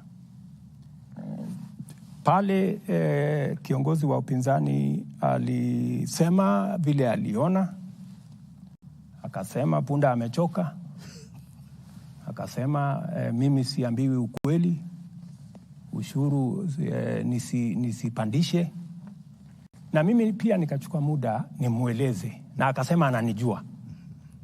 Na ni kweli, kwa sababu nimefanya kazi na yeye, tulikuwa pamoja katika chama. Pia nikachukua hiyo nafasi kusema pia vile ananijua na mimi namuelewa. Pia na kumsoma. Yeah. So, ikawa ni nafasi nzuri yeye aseme na mimi pia nikasema. Na pale pia nilipata nafasi ya kueleza wananchi wa Kenya kwamba hili propaganda, serikali hii tu kazi yake ni kuongeza ushuru, Nikamweleza tumepunguza ushuru zaidi ya ile tumeongeza. Tumeondoa bilioni 500 ambayo ingekuwa katika budget kama wao ndio wangeendesha serikali. Tumeondoa ushuru kwa mambo ya fertilizer raw material. Tumeondoa ushuru kwa mambo ya clinker, kwa simiti. Tumeondoa ushuru kwa samaki. Tumeondoa ushuru kwa mambo ya furniture. Tumeondoa ushuru kwa mambo ya mahospitali, equipment ya hospitali. Tumeondoa ushuru kwa chuma na simiti kwa sababu tunataka kukuza manufacturing yetu. Tumeondoa ushuru katika sehemu karibu 15. So sio kweli hii porojo inaendeshwa na wenzetu wa upinzani wakisaidiwa na vyombo vya habari kwamba serikali hii inaendesha tu mambo ya kuongeza ushuru. Sio kweli bana. Na utawaambia nini vijana ambao ni wafuasi wenu kutoka pande zote mbili, upande wa Kenya Kwanza na upande wa Azimio, ambao wanachukulia tofauti zenu za kisiasa kama uadui ama swala la kufa kupona? Tofauti za siasa ni tofauti ya maoni na tofauti ya sera. Nilimweleza ule ndugu yangu, na namheshimu kwa sababu ni mzee, namheshimu kwa sababu ni kiongozi. Nikamweleza kwa heshima ya kwamba wewe unaamini kusubsidize consumption, ambayo ni njia moja, lakini kwangu mimi ni njia bure. Mimi naamini kwa kusubsidize production. Ndio tofauti, maoni tofauti. Lakini baada ya ile mkutano, si tulikuwa pamoja Kasarani, tukaendesha, tukaona riadha ikiendelea. Na naibu wa rais hakuwa pale Kasarani. Leo tukakuwa pale. Mlifanya mazungumzo yote ya kando kuhusu masuala ya kitaifa? Tulikuwa hapo kuzungumza chochote kuhusu... Wacheni fitina bwana. Mr. President, msisome mambo ambayo hayako. Uwepo wako kuzungumza chochote kuhusu mazungumzo kati ya serikali na Kenya Kwanza na Azimio. Wewe unasema my deputy hakuwa Kasarani. Na huyo amesema. Ni mimi ndiye nilisema. Sasa nakuuliza wewe, alikuwa amekuambia atakuwa Kasarani? Ndio ukasema mbona aliniambia atakuja Kasarani? Picha iliyotambwa mtandaoni na inazungumziwa na Wakenya kwamba ukaribu wako naibu wangu wa rais alikuwa na shughuli Nyeri. Na Raila Odinga. Sasa ulikuwa unataka aje Kasarani afanye nini? Na alikuwa na shughuli Nyeri. Okay, Mr. President. Je, kuna tokota mkono wa heri wa handshake kati yako na Raila Odinga? Waona jana na hata leo. Allow me, Mr. President, to get to the substance element of that conversation in Nyandarua County yesterday. And you premised your government on growing the revenue streams and scaling down on borrowing. That's what you campaigned on? Absolutely. Okay. And I am spot on. Okay. Allow me to quote this Treasury data, which shows between October and April, that is last year until April the previous month. Treasury data shows that the new administration, the Kenya Kwanza administration, tapped into loans worth 425 billion Kenya shillings, which is more than 434.6 billion that the Jubilee government borrowed in the same period when it came to power in 2013. You are therefore above by what Uhuru borrowed at the same period by 17.4 billion Kenya shillings. Why the contradictory position? It's not contradictory. Why borrow more? The budget, my friend, we are using is Uhuru's budget. The budget you will hold me to account is the one we are discussing. You know, when you have a budget in place, even if you came into office today, unless you go to parliament to change the way the budget is funded, you can't. They had budgeted to borrow in that budget. They had budgeted to borrow 1.1 trillion. I came using the supplementary budget, I cut it down by 300 billion, right? But you see, the train had left the station. So the borrowing was more because in the budget that was read and passed by parliament, it was meant to be more. All I did is that it wasn't as big as they had anticipated. They had actually wanted to borrow 1.1 trillion. Your Excellency, which I cut down. Budget deficits as at June last year for the current financial year, the budget deficit that had been approved by Parliament was 833 billion shillings. Of course, the Uhuru administration was there. That was a false number, because when we came into office, we found that they had not factored about 130 billion of pending bills. They had not factored almost 90 billion that was meant to be given to counties. They were hiding figures. And that is why I want to run a transparent government. I want to run a government that is accountable. I want my minister and my administration to be asked questions. And that is why I believe in accountability, and I want an opposition that will hold the government to account. And that is why I am against the handshake. Because in a handshake situation, there is no accountability. That is how a government can hide borrowing the way it was hidden in the last budget. What then will you tell the people? If I look at just the figures of the deficits and how much it keeps fluctuating, at the beginning of a financial year, there's what the National Treasury takes to Parliament, and it's approved as a budget and a deficit. And if I look throughout the year, it always gets adjusted halfway through or midway through the year. 2014-2015, the approved deficit was 417 billion shillings. By the end of the financial year, it had risen to 533 billion shillings, a jump of 28%. If I just go into another one, 2018-2019, the approved deficit was 608 billion shillings. It jumped to 734, 21% jump in deficit. This time, you're going to Parliament seeking a deficit of 664 billion shillings and saying, I want to borrow and stay within this. Are you telling the people of Kenya that the Kenya Kwanza administration in the first year will not go back to Parliament and seek to borrow more than 664 billion? Let me first explain why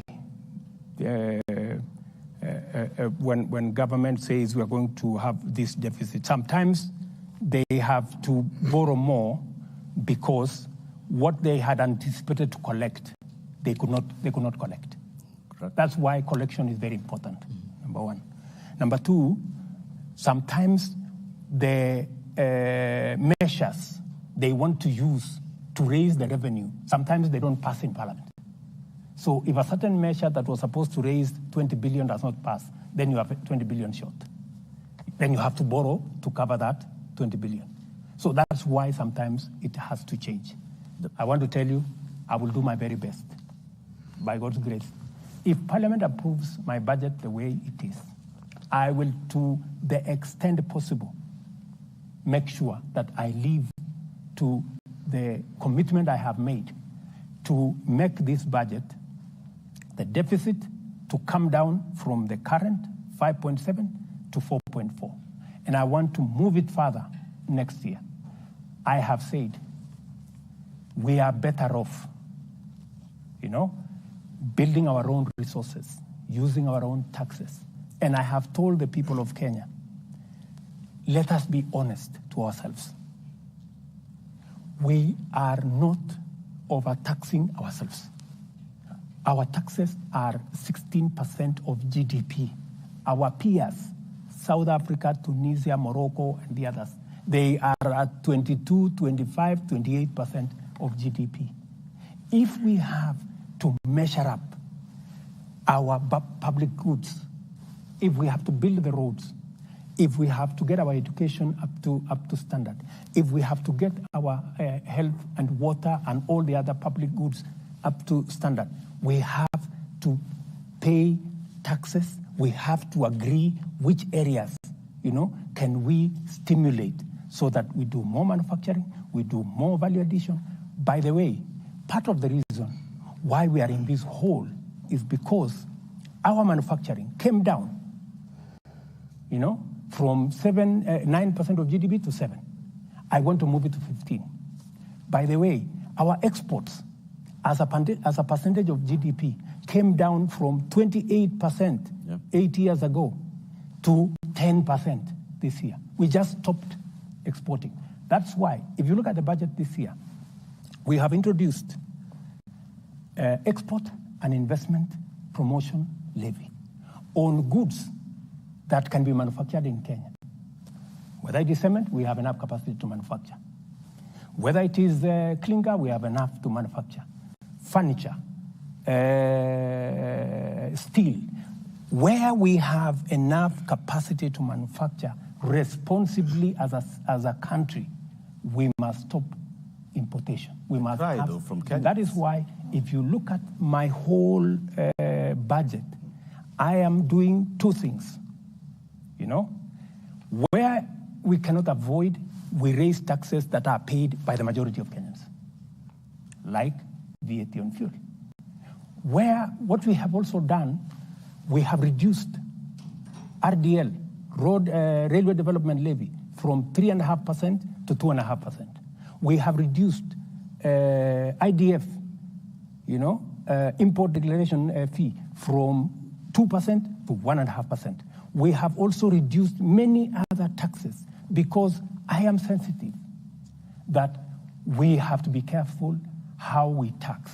We must tax responsibly. Yeah. It is possible for us to move our tax as a percentage of GDP from 14 to 16%, as I am proposing in the budget, responsibly. We can balance out. That's why we are removing tax on gas.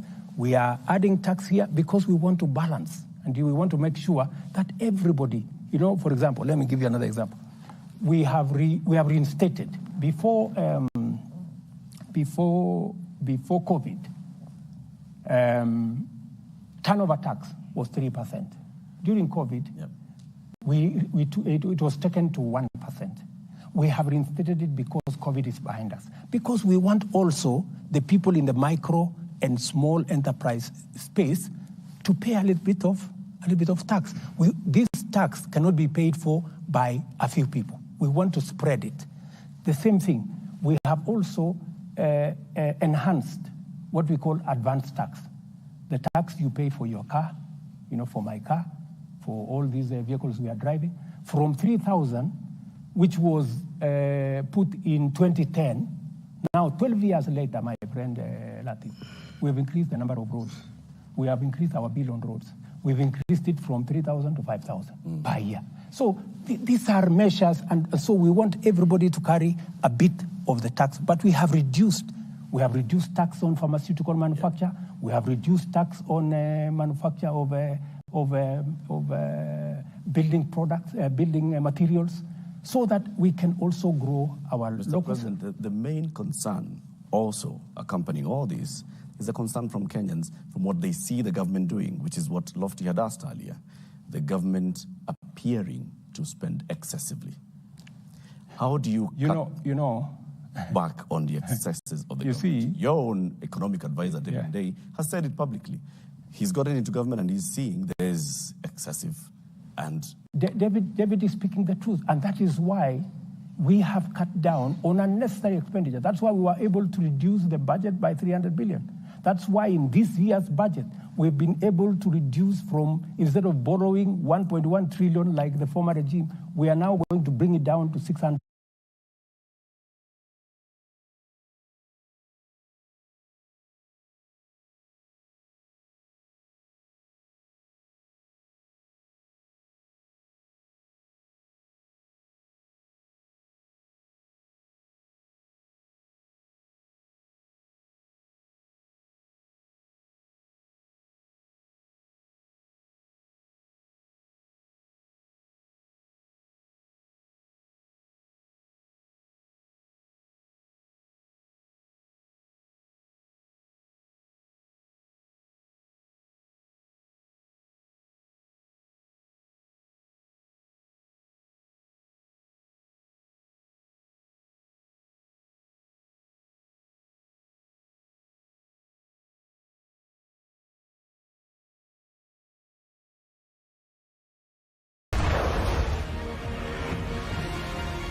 Those numbers were 660. So we are responsible. Okay. Dies. He was sitting on it with development partners, with other Kenyans, and no Kenyan died because of kukosa chakula. Because when you get people to help you work becomes easier and work becomes better. Mheshimiwa Rais, swali hili la nyongeza ya milioni 93 katika Ikulu mimi nimeliuliza na linafungamana na matumizi haswa ya ugatuzi, na Wakenya wamejiuliza haswa Wakenya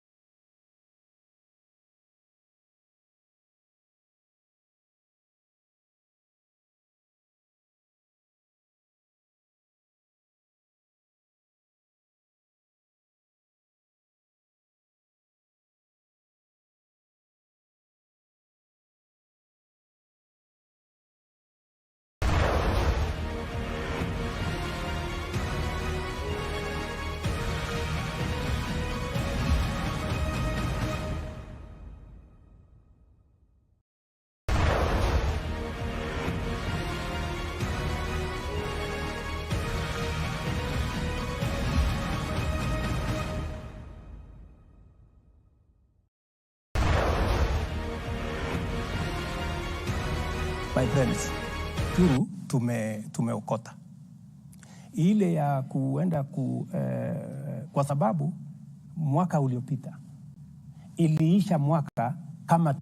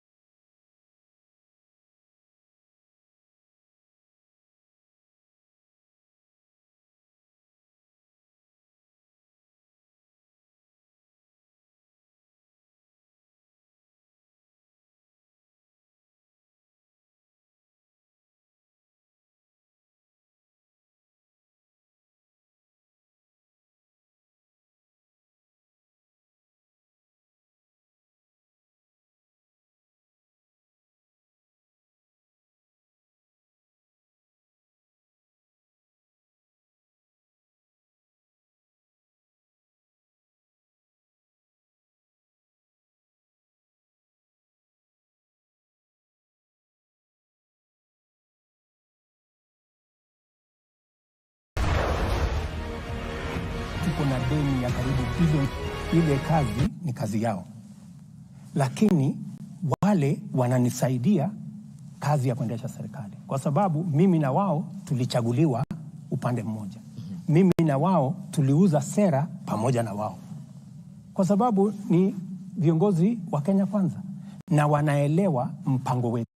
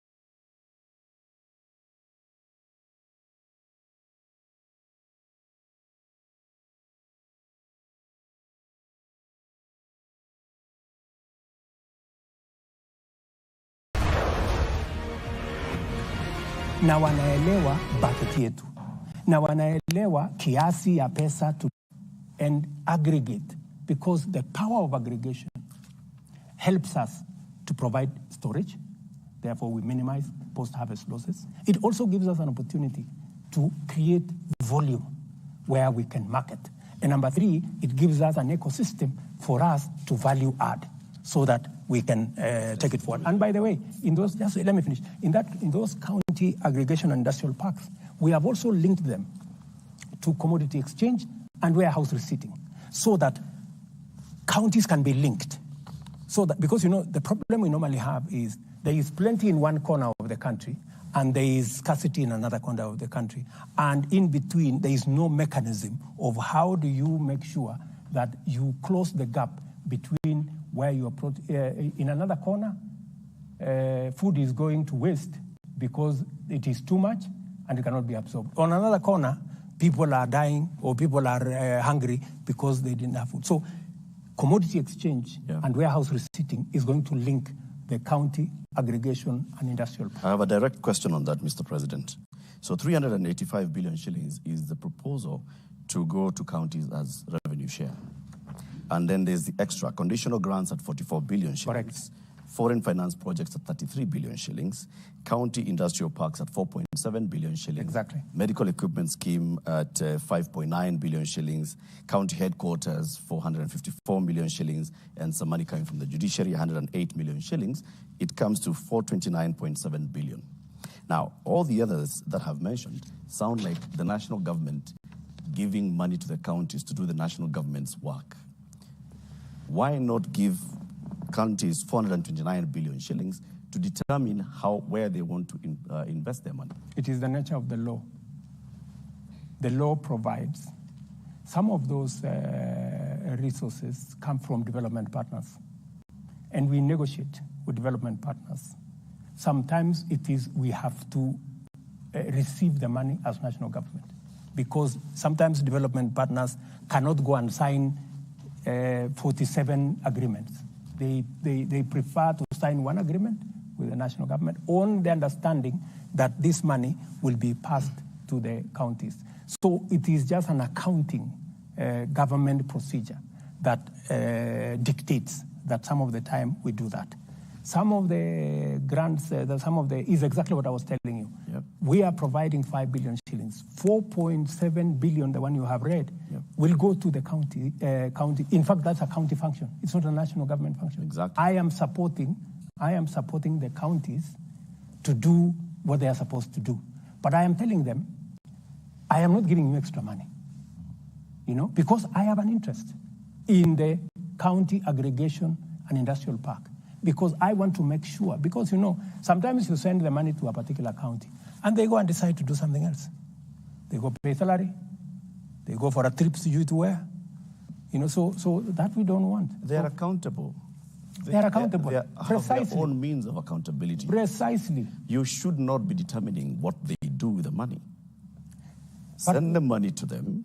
The Senate will discuss the county allocation of revenue Latif, and pass it. That's not how it works. According to the formula by CRA, the money goes to the counties. That's not how it works. Why do you want, Mr. President, the national government to determine what projects are going to be done by functions that are devolved? We have already agreed in advance.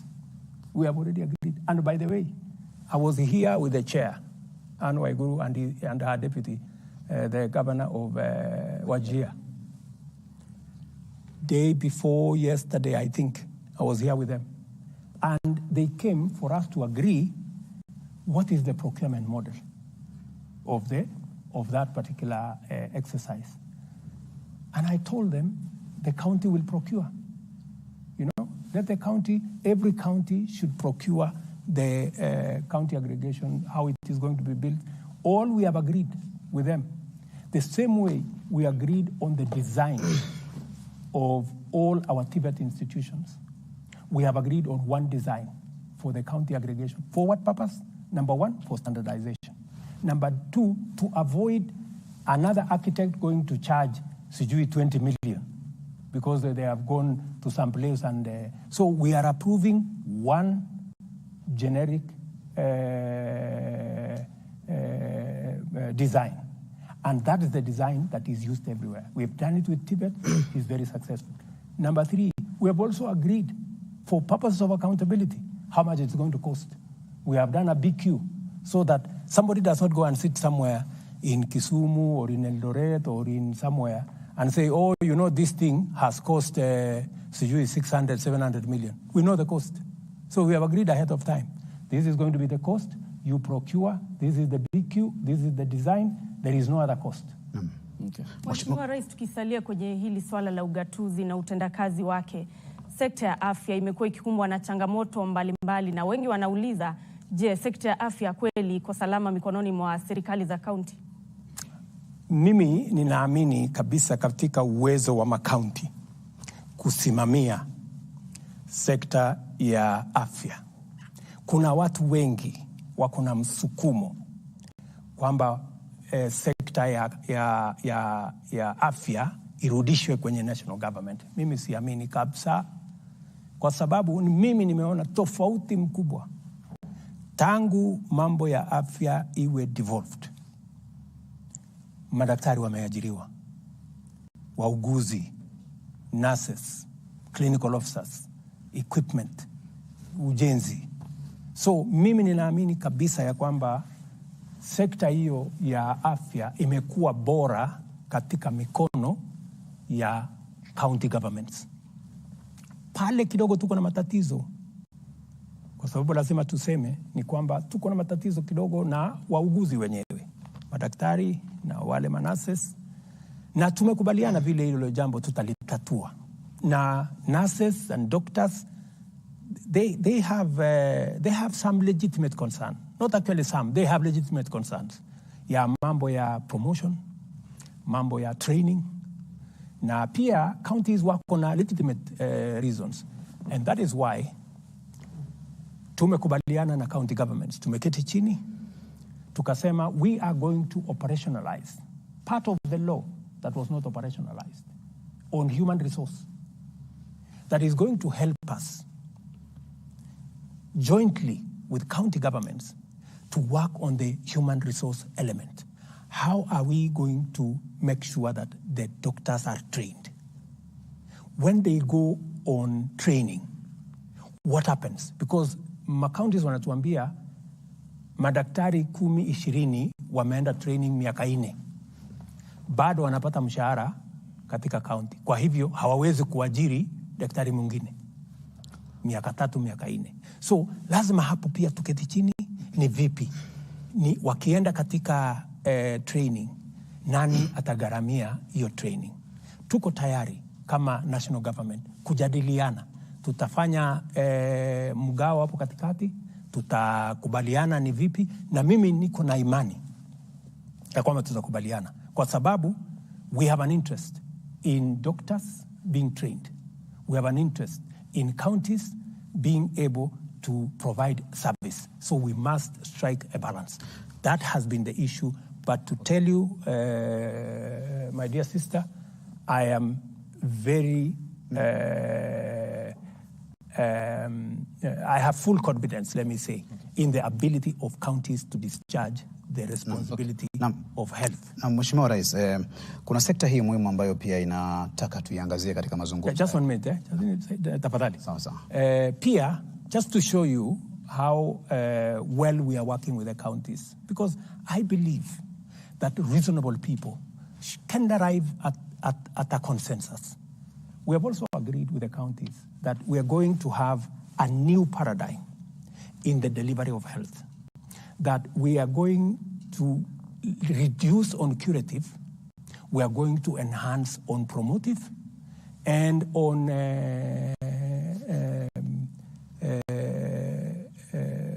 preventive.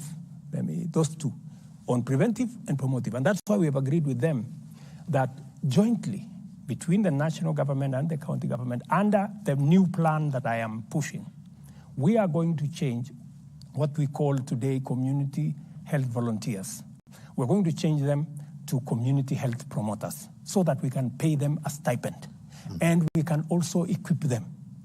We are currently procuring about maybe 2-3 billion worth of equipment for community health promoters.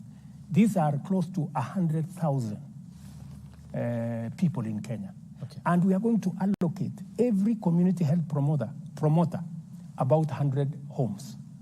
So permanently, home to home, they will be visiting. Wako na kitu ya kumesha pressure, ya kumesha sukari, ya kupima kila kitu. You don't have to go to hospital. Na mambo ataanza kukueleza hapa kuna matatizo. Okay. Tafadhali enda hospitali, enda pale. Okay, so we are changing, and I am very happy with the partnership we have with the council. Excellency, in relation to that, and my colleague will come in on another note. There is a brewing scandal at the Kenya Medical Supplies Agency, KEMSA. And this is in relation to the bungling of the Global Fund, which is about 3.7 billion Kenya shillings. We understand that the donors are unhappy because of the flaws in the procurement process. And there seems to be systemic corruption that we aren't talking about. And to an extent, you mentioned that during your campaigns of the scandal at the KEMSA, which is the Kenya Medical Supplies Agency. What then will your government do? Because you have talked about the hospitals, the facilities, and the personnel, but there needs to be the medication that will come from this agency.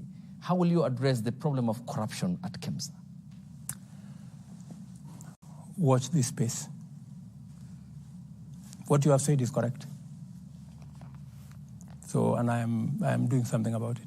I don't want I don't want to speak about it now. We'll see results then? Yes, you will see results. Mr. President, I want to give you my commitment. I will clean up KEMSA. Whatever it takes. Mr. President, whatever it costs, I will clean it up. Related to that, what is your philosophy really about corruption in the country? Do you think it's a big problem? And the people, the high-profile people who had cases before you came to power, and we've seen the Directorate of Public Prosecutions dropping their cases. From where you sit, do you feel they are innocent? It is not for me to judge anybody to be guilty or innocent. Some of them are your allies. The commitment, even if you are my friend, how do I know whether you are corrupt or not? You know, even if you are my ally. So the ability to judge whether one is innocent or not is with the criminal justice system and the investigative agencies. Okay. The commitment I made to the people of Kenya is that I will build the institutions that will deal firmly and decisively with corruption. It is not going to go away in one day. We will have to put up a real fight. And as I do it at a personal level, we have to support the institutions that will help us deal with it as a way of ensuring sustainability. That is why I said the financial independence of the DCI, of the police, of the investigative agencies must get out of the office of the president. Let them run their budget, investigate whoever they want. And I have been very clear to the DPP, I have been very clear to my friends at EACC not to call me on any matter. And I also promised them I will not call them on any matter. Let them prosecute everybody that they want to prosecute.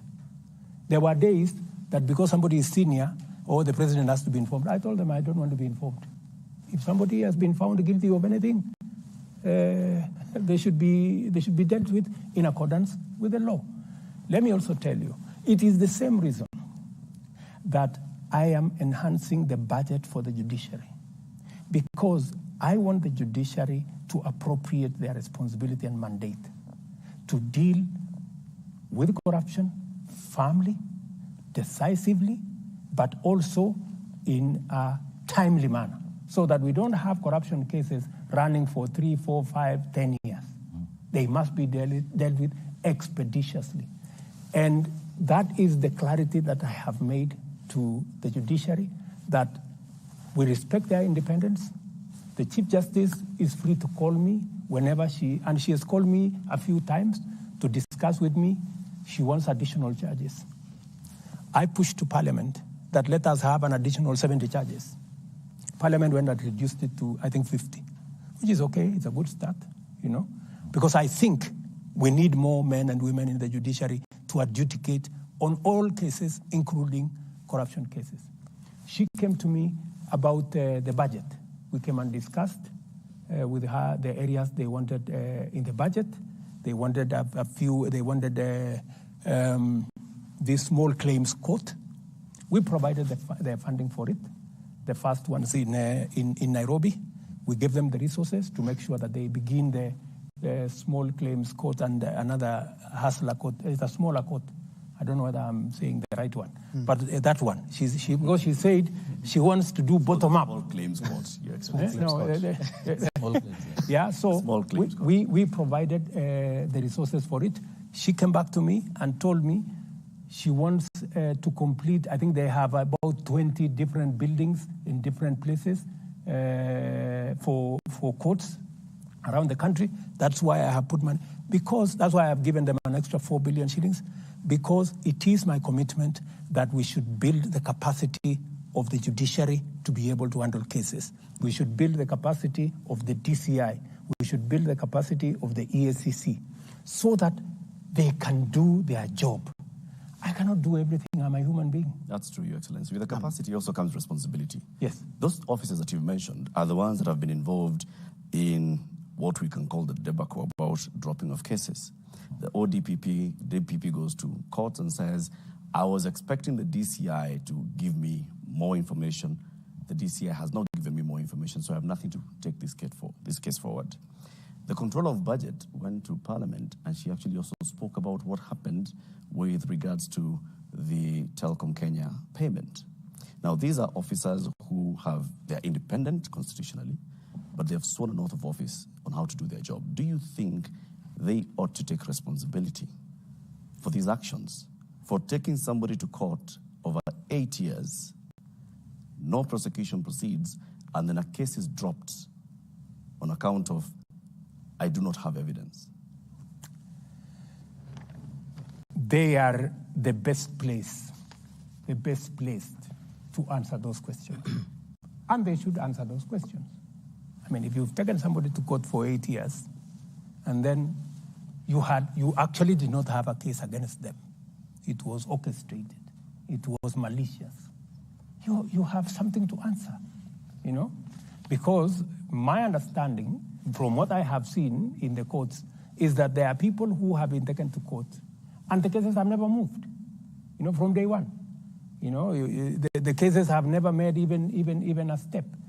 And it is the reason why I asked Kinoti to resign and leave. Because he was involved in the exercise of politicizing the criminal justice system. Is that sufficient? Which is unacceptable to me, you know, which is unacceptable to me. So, and you can ask Mr. Amin. You can ask the new IG. He rarely receives a call from me on anything because I want them to do their job. My friend, I have a job to do here. I wake up early, I sleep late. I don't have time to go and do the job of a policeman. Mheshimiwa Rais, I don't have to go and do the job of a judge. Let them also do it. Naomba nilete swali lake karibu na wewe. Wakati wa maandamano ya Azimio wiki ya kwanza haswa, kuna wajumbe 5 wa Azimio ambao walikamatwa, akiwemo seneta wa Kilifi Stewart Madzayo, mbunge wa Malindi Amina Munyazi, mbunge wa Kilifi Kusini Ken Chonga, Opiyo Andai na wengineo. Na baada ya wiki moja mlipokutana na kiongozi wa upinzani Raila Odinga na kutoa tangazo kwamba maandamano sasa yatakwisha na mtaunda jopo la upatanishi, siku iliyofuata ilitangazwa kwamba wale mabwana wameachiliwa na hana makosa yoyote. Je, waliachiliwa kwa msukumo wa kisiasa ama ni hivyo ninavyozungumza kwamba ni kazi ya mtu si yako? Kwa nini sadfa hii ya kwamba leo mapatano, kesho waachiliwa waliokuwa na makosa jana? Kwanza, hatukukutana na kiongozi, hiyo ni story yako. Hatukukutana na kiongozi wa upinzani. Nilitoa taarifa yangu, yeye akatoa yake. Hatukukutana. Hiyo ni ya kwanza. Pole kama kuna mtu alikuambia tulikutana. Jambo la pili. Hiyo swali lingine ya pili. Lakini muhimu kwamba kulikuwa na upatano katika taarifa zenu mbele ya Wakenya, mbele ya umma. Hiyo ya pili, ndugu yangu Matambo. Naam. Matambo. Ya pili ni kwamba kuna mtu anaitwa DPP. Ofisi yake ni independent kutoka kwangu. Ningekuomba kwa heshima umtafute na umuulize haya mambo. Hata kujibu. I am sure you learn. Hili swali wa Kenya walijiuliza, ndio maana mimi nimekuuliza kwa nini sadfa? Mimi nilifanya yangu ya kama rais. Mimi nilisema kwa sababu hawa ndugu zetu wamesema ya kwamba wanataka wacha niseme hivi, sitaki kusema sana. Nilipata habari kutoka mmoja wa watu wa Azimio, wakaniambia, tafadhali bwana rais, wewe ndio the big brother, hata ingawaje kwa umri wewe ni mdogo kwa kiongozi wa upinzani. Wewe uwe wa kwanza kusema ya kwamba huko tayari kutafuta njia ya mazungumzo. Nikawaeleza mimi mazungumzo sina shida, bora sio mazungumzo ya handshake. Kama ni mazungumzo ya kule bunge, watu waende waongee. Hii maneno mnasema 7, sijui maneno mnasema sijui nikawaambia hii IBC tuko tayari. Mimi sina mtu pale ambaye nimemweka kwa sababu yeyote. Kama tutakubaliana ya kwamba Public Service Commission haifai kutoa mtu ama political parties haifai kutoa mtu. Tubadilishe sheria, museme mnataka nani atoe huyo mtu mwenye atakuwa katika hiyo panel. Me, I have no problem. I have no interest. I did not select even one person. The list was brought to me. Mimi nikakuja tu nikatia sahihi nikasema LSK walilete mtu wao, interreligious walilete mtu wao, political parties walilete watu wao, Parliamentary Service Commission walilete watu wao, public service. Mimi hakuna mtu ambaye anasema anachaguliwa na rais kwa hiyo jopo. So mimi nikawaambia sheria ndio inasema. Mkibadilisha sheria, mtafute mbinu mpya, mniletee, mimi nitakubali. Yes. Bwana Rais, Mheshimiwa Rais, napenda kurudisha kwa kimombo just a minute before my colleague goes ahead with that question. In relation to that, to what Lofty has asked about, the demonstrations and that period before you had an agreement with the former PM, Article 37 of the Constitution talks about the right to picket. Your Interior CS, Professor Kithure Kindiki, indicated that you're considering to make some changes to that law. Don't you think from where you sit that is going to take us back to the dark days? I don't think you can take away the right of any citizen to picket. It's not possible. Yeah? But we can all agree the way in which it is done. We can all agree. Other countries have dedicated a street where people can picket from morning up to evening. You go, I was in Brussels. There is a street there where people are permanently there. Huyu anasema yake, akona malalamiko sijui ya nini, ule mwingine anasema malalamiko ya nini. Na iko media hapo, unasikizwa yako, inachukuliwa na media, inasikizwa ya ule. So, dunia inaendelea bila ya kusumbua wale watu wengine wengi. Kuna mahali imetengwa hapo ya watu kusema hiyo maneno.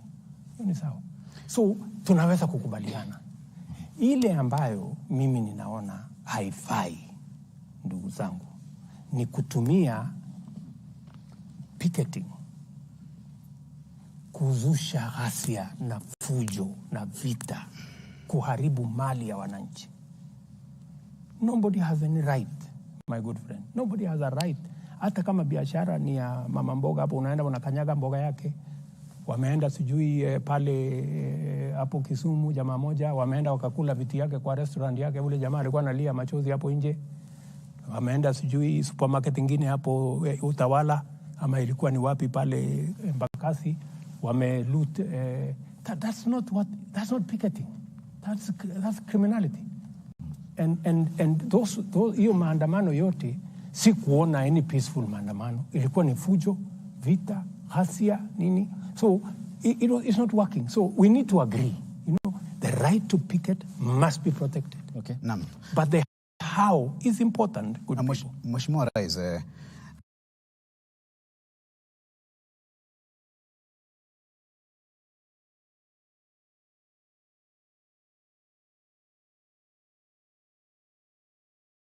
vijana, mashabiki wa spoti na vile wachezaji wanasema tusiwanjani Kasarani. Serikali yako inafanya nini kuhusu kuinua talanta na vile ujenzi wa viwanja?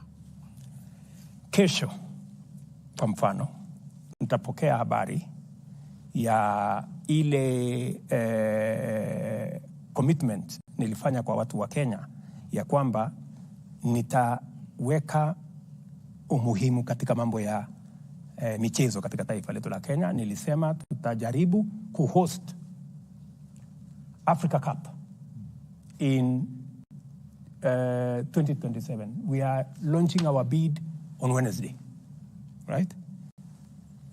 I was part of the people who came up with the sports fund because we wanted to reward, we wanted to create, because we have talent in Kenya. We have arts, we have the creatives, we have the sports talent in Kenya. We wanted to find a mechanism of promoting.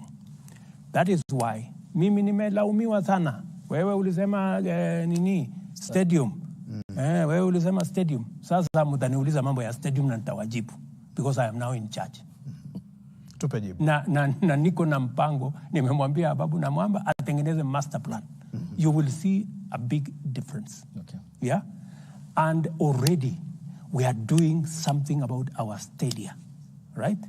So we are going to invest in the infrastructure. We are also going to invest in the training. We are also going to invest in the positive profiling of sports. When I came into office, the first thing I did, I told Ababu na Mwamba, enda mpaka utafute watu wa FIFA mahali waliko. We cannot continue to have our country banned by FIFA. And within 4 months, ban yenye ilikuwa hapa for 2 years, we removed it. Today, we have come back. I also told Ababu na Mwamba, we were almost being banned, mambo ya athletics, kwa sababu ya mambo ya doping. We have invested $5 million, almost 600 million shillings, to make sure that we have the ecosystem to test our athletes. I think they do it now almost every week, to make sure that doping is not part of our sports. So I am very clear on where I want to take sports. In fact, you heard me announce that we are going to have a bottom-up tournament from the world. Yenye tutafanya finals tarehe 12 December, because we want to grow sports. I have also said, Abdi, that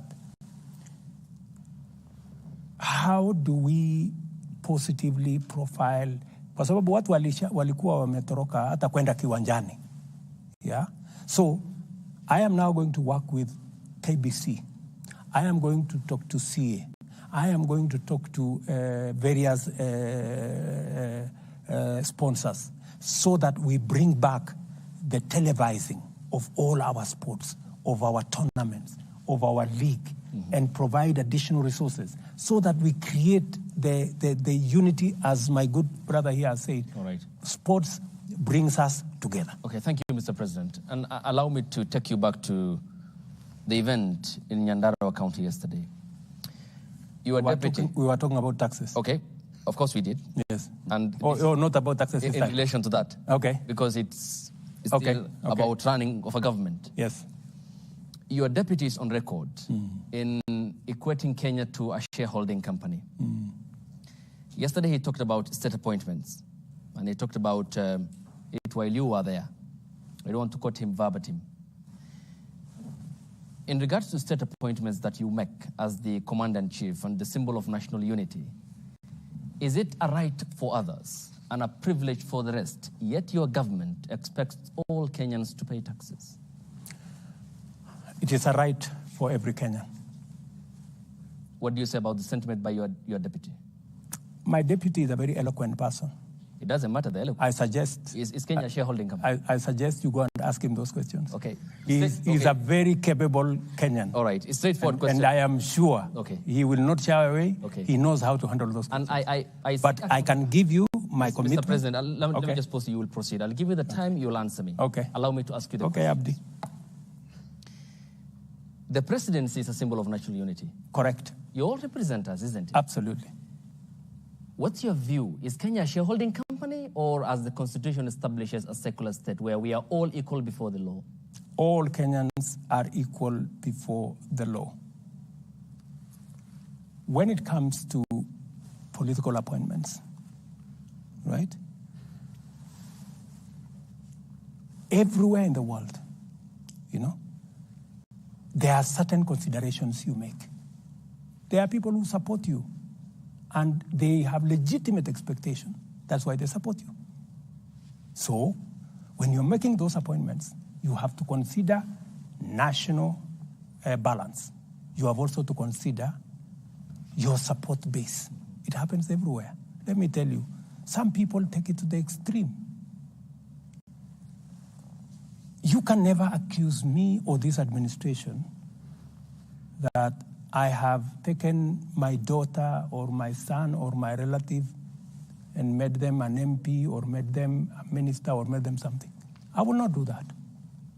Yeah? I will not do that. Our competitors do that. They go take their children, they take them here, they take them there, they take them. That I will not do. Because I understand where I am coming from, right? Let me also tell you the following. Sometimes, because of our, obsession, allow me to use that word, it's a bit negative, because we are too much interested in this tribe, this guy is this tribe, this guy is this tribe, this guy is this tribe. We get too absorbed in tribe identity, identity politics.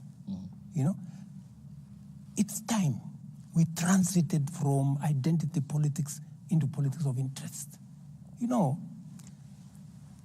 Abdi, the 36,000 housing units that I have launched for construction, there are close to 100,000 Kenyans working. There are Kenyans from all over the place. Nobody asks them when they go to those construction sites as quantity surveyors or technicians or electricians, or nobody asks them which tribe do you come from. I was in Homa Bay to launch the same. And this program of housing is going to be in every corner of the Republic of Kenya. We're going to make sure so that we begin to walk away from 3, 10, 20 appointments. We are so obsessed. It's because of this scarcity. We are so obsessed with 10 people or 20 people. You will discover, for example, it doesn't matter. Even if I appoint 20 people from a certain community, let me not mention any community, it will not change the dynamic. People from that community, millions are still on the street. Wengi bado wako kwa dimanga pale. Wananga. How do we, Abdi, instead of arguing about 3, 4, 5, 10, 15, 20 appointments, how do we create the ecosystem that will employ Kenyans in millions? Kenyans in every part. Right. How do we make sure that we have a program in Kakamega that will employ 10,000 young people? We have a program in Kwale. That is the program I'm looking for. And that is why, Abdi, I am telling you, and I want to persuade my fellow countrymen and women, please, let us invest our resources in projects and programs that will create 3, 4, 5 million jobs for the people walking in our streets, our own children, our own blood and flesh walking the streets. Don't walk away from them. Don't say, I have a job. How is it my business to bother about the fellows who don't have a job? Right. I mean, surely, we have a responsibility, Abdi. You agree with me? We have a responsibility. Okay. We have a responsibility, yes, we do. Taking you back from that housing element, you have parachuted into that. Yeah. And it seems to be it's because I am very passionate about it. Seems to be because I see an opportunity for this country to change. Thank you. It seems though it looks like a semantic evasion. Final question on this. Yes. Because it's still on appointment. You said the expectation from those who supported you during the campaigns, and you have to place them somewhere in your government. Good example. Hypothetically, we are seated here. Mm-hmm. Ayub was your supporter, say, for example, during the campaign. Pardon? Ayub was supporter. I Yes. supported you, your campaigns, Yes. by financing, but I have no qualifications. Mm. Eric Latif didn't support you, but he's a Kenyan like me who expects to serve his country. He has the qualifications. He has the merit, for example, let's say. Between me and Eric in your government, who will you pick? I will pick Eric. But that is not the case in many aspects. That is the case. It isn't. That is the case. You have made political appointees. That is the case. Awarding competency. And I appointed General Ogola. General Ogola is among the people who went to Bomas to try and overturn my victory. Do you know that? But because when I looked at his CV, he was the best person to be general. I called him and I sat him down. I told him, my friend, you went to Bomas to try and overturn my victory. But because you are the best person to be general, I'm going to give you the job. That is how it works with me. That's why I told you, if a person has the qualification, if he is the best for the job, I will give him the job. But that is the military. There's a code of conduct for the military and how politics works in Kenya, Mr. President. Let me tell you, my friend, I had the opportunity. I could have appointed anybody. I had, I think, 10 choices. I didn't have to. You know, there are people who say, oh, you know, William Ruto appointed Ogola because he was the deputy CDF. That's not the case. I made the decision consciously.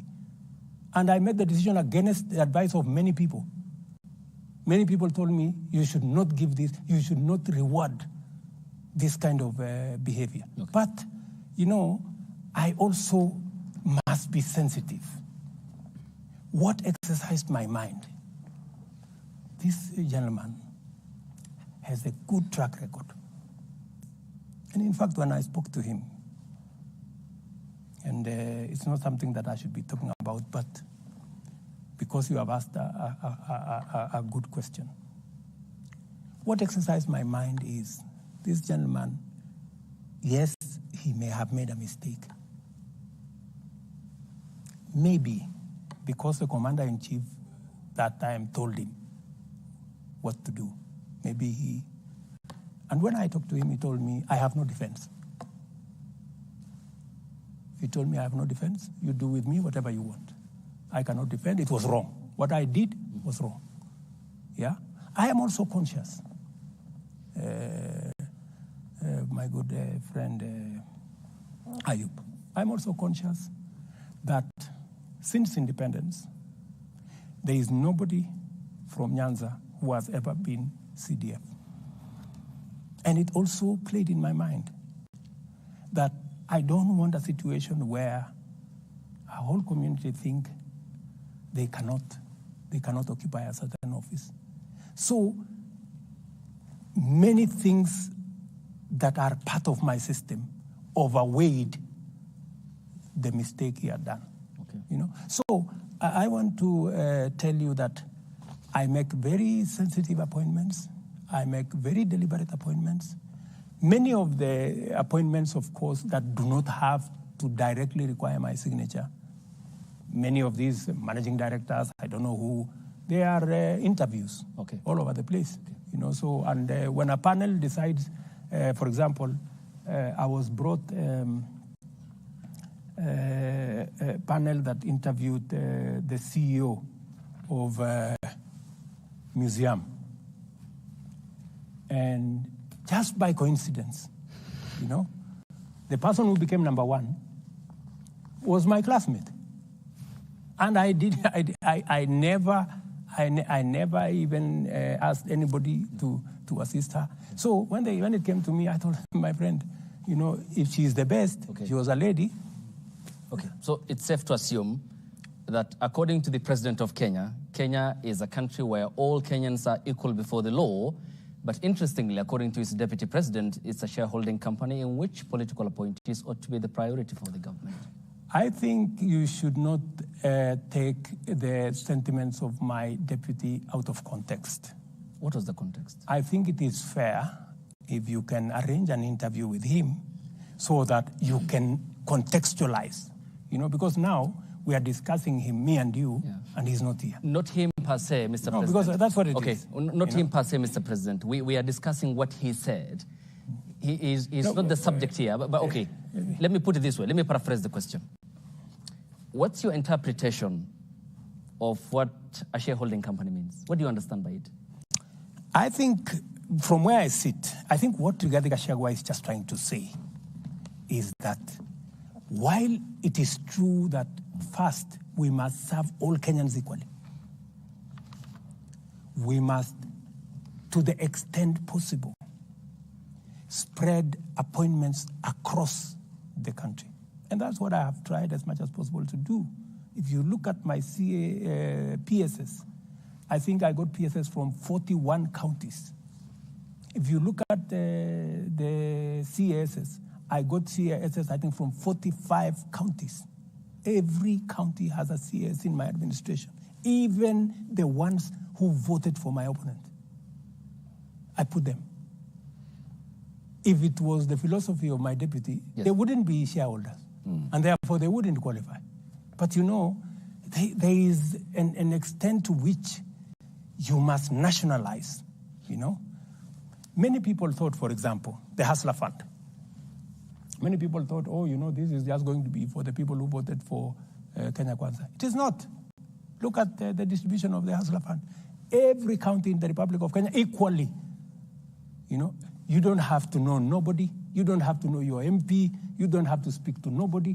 It is your phone and Hustler Fund. You have your money, you move on. So that is, and precisely, my good brother Ayub, precisely what I was saying. Instead of arguing about 20 appointments, 15, I don't know, this community, that community, why don't we bake a bigger cake? Why don't we create 1 million, 2 million jobs so that everybody has a piece of the pie? And that is what I am asking my good people, the people of Kenya, to help me, you know? Invest in these programs. Let us pay our taxes. Let us contribute to the housing fund. Let us, those of us who have a job, let us not hold those who are without a job in contempt. They have not committed any crime. They are not lesser human beings. It is just that they don't have the opportunity me and you have. Let us do something about them also feeling part.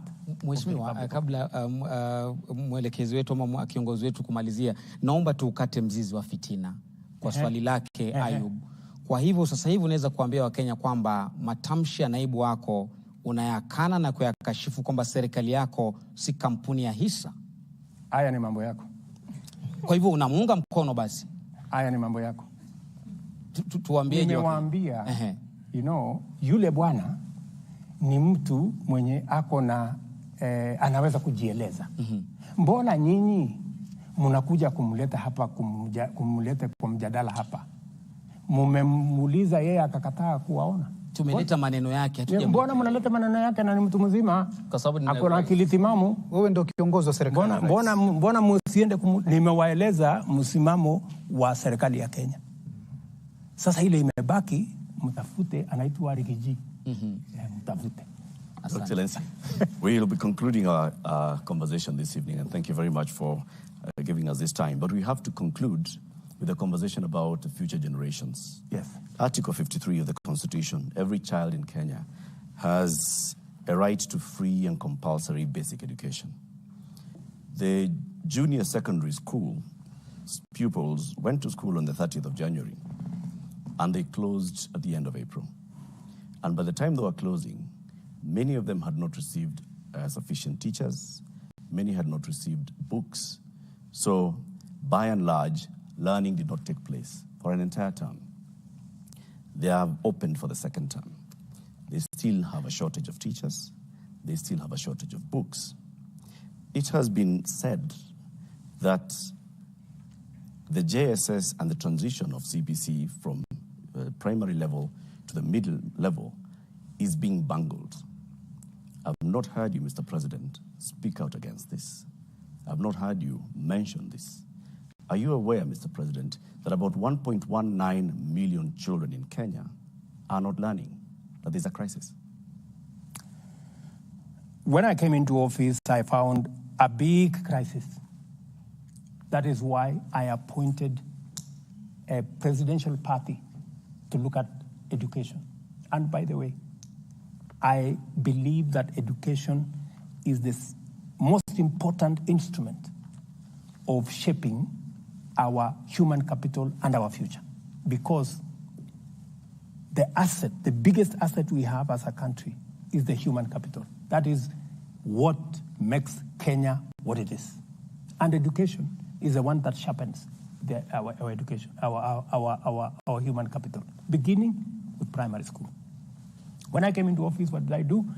I quickly appointed a presidential party to work on it, and I made certain decisions.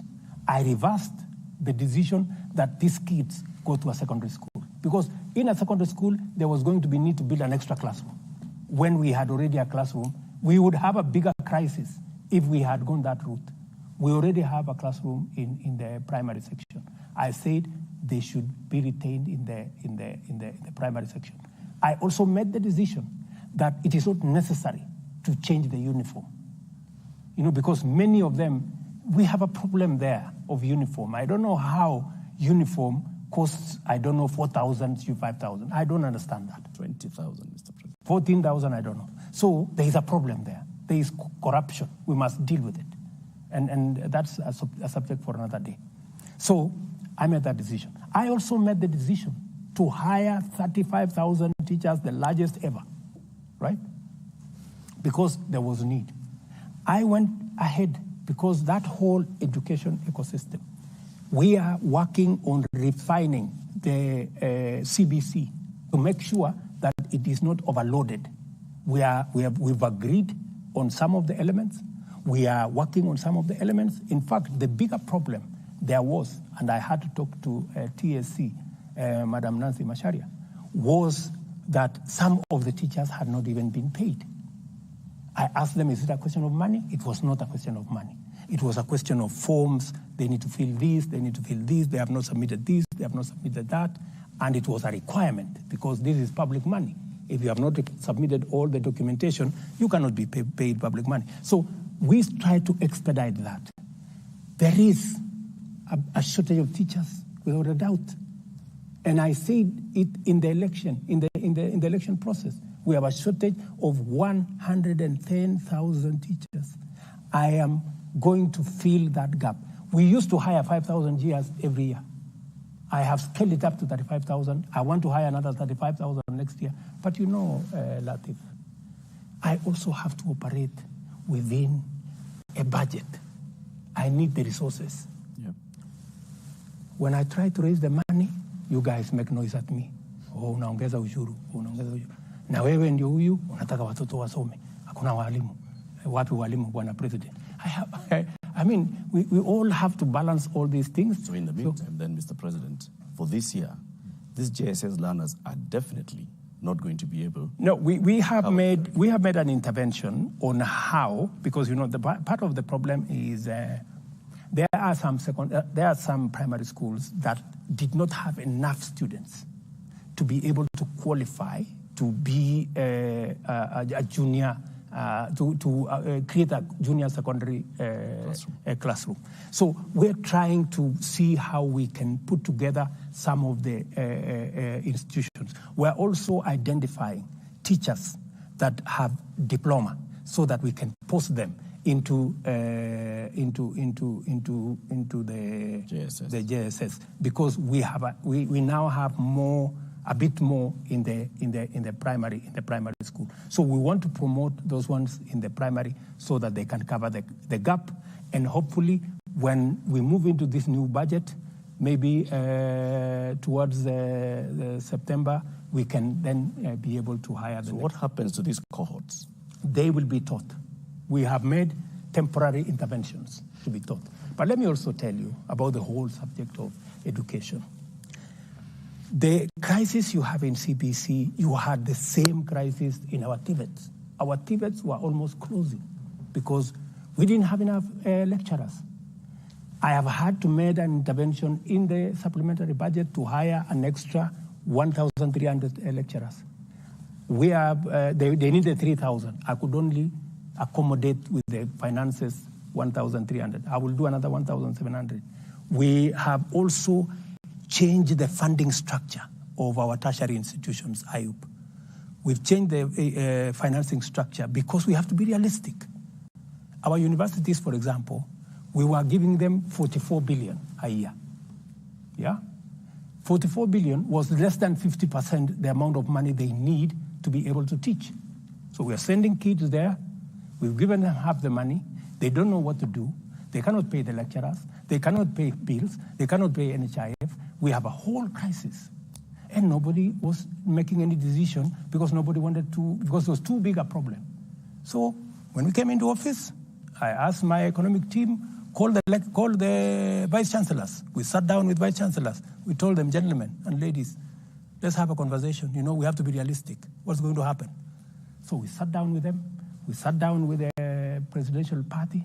I have had like maybe 8 meetings, 2 or 3 hours in my office here on that one subject. Finally, we came up with a funding model, yeah, where 30% of the students, especially those who come from families, about 45,000 students, scholarship fully paid, you know. And we changed the funding structure from giving money as grant to the university to giving money to the student as scholarship, so that we know who and how many. And every student now has to apply for that scholarship. We have a means testing instrument, which has worked for 25 years to determine who can qualify for funding, who does not qualify for funding. 45,000 students will get 100%. That's about, I think, 29% or thereabout. The next group, I think about another 25 or so percent, will get almost 85% scholarship, and part of it will come from loan. They will take a bigger loan, which they can pay later. And the able students, who are about, I think, another 20-something%. My child, Ayub's child, maybe yours has not gone to university.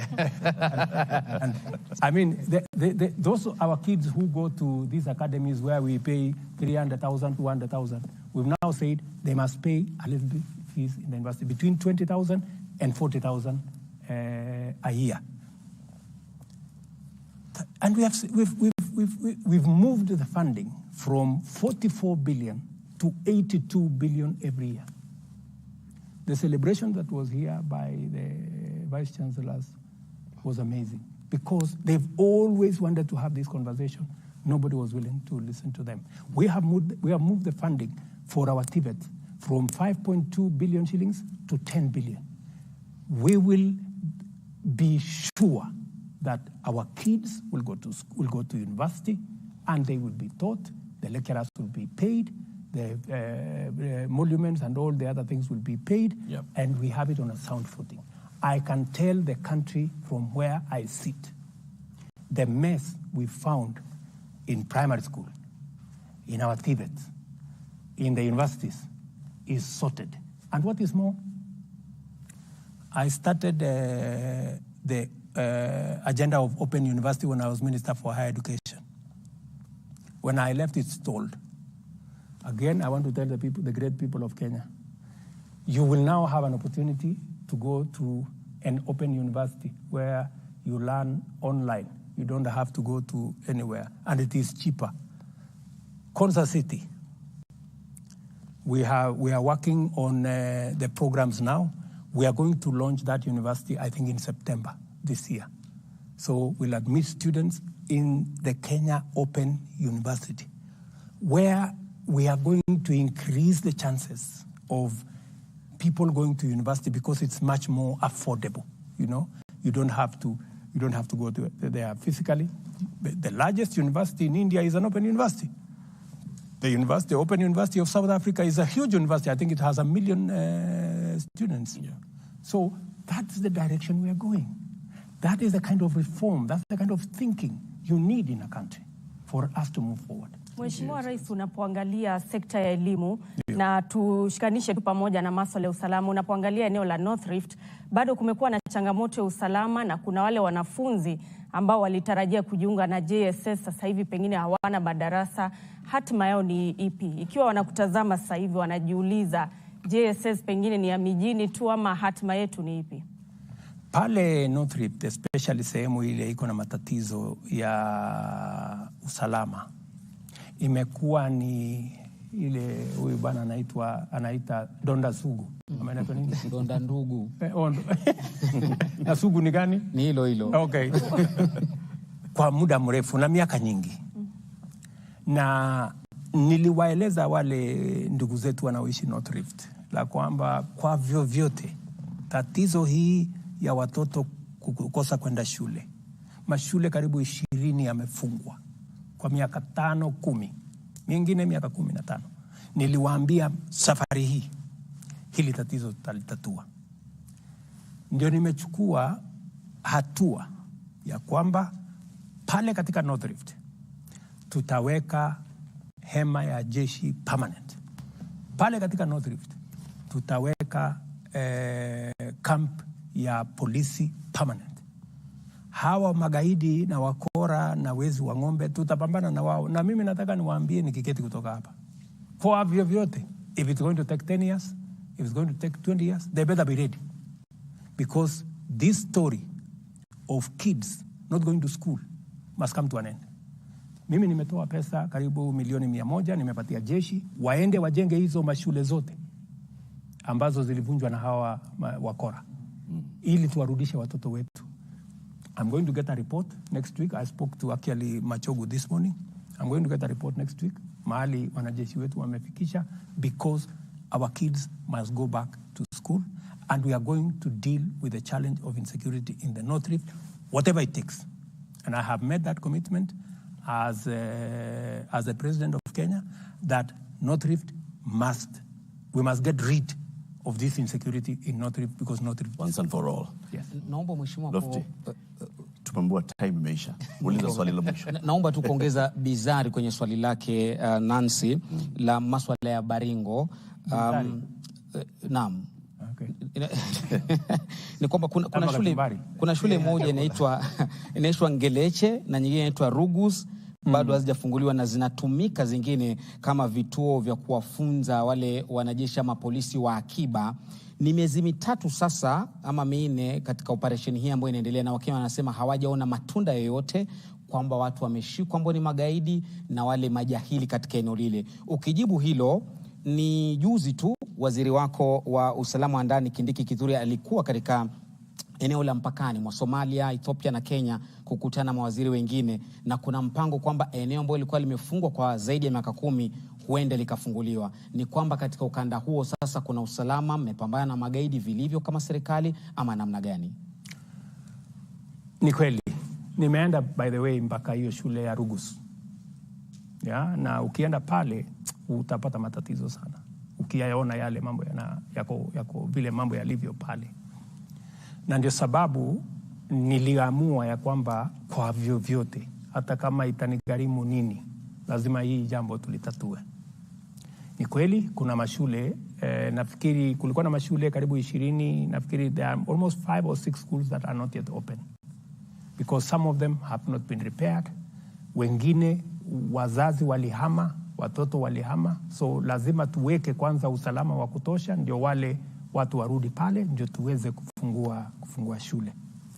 Ile hakikisho mimi nataka nitoe ni kwamba serikali ya Kenya itahakikisha ya kwamba kwa vyovyote tukitumia jeshi la polisi, tukitumia askari wa ziada, ama ulisema wanaitwa nini? Akiba. Hawa wote tutawaweka katika hiyo mchanganyiko mpaka swala hili la usalama lipatikane. Pale mpakani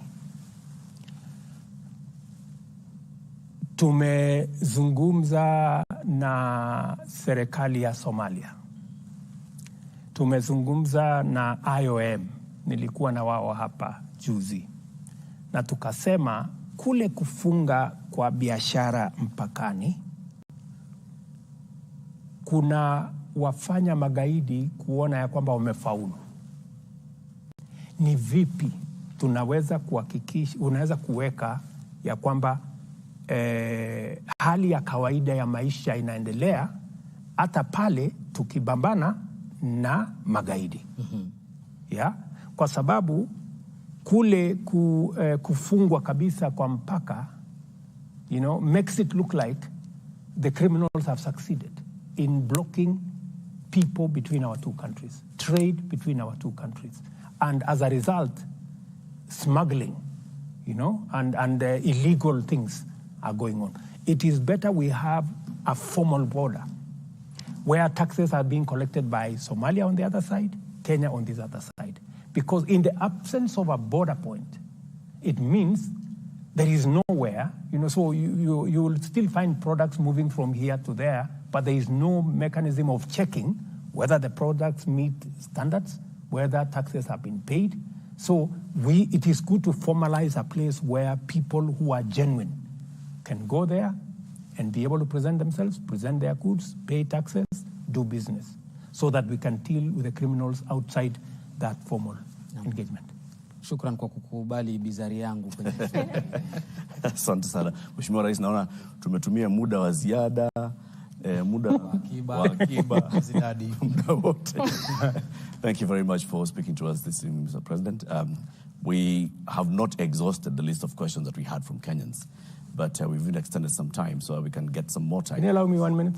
Yes, please. You have to get your closing remark. Okay, before I do my closing remark, wacha niseme tumeondoa ushuru kwa aircrafts, helicopters, parts, engines.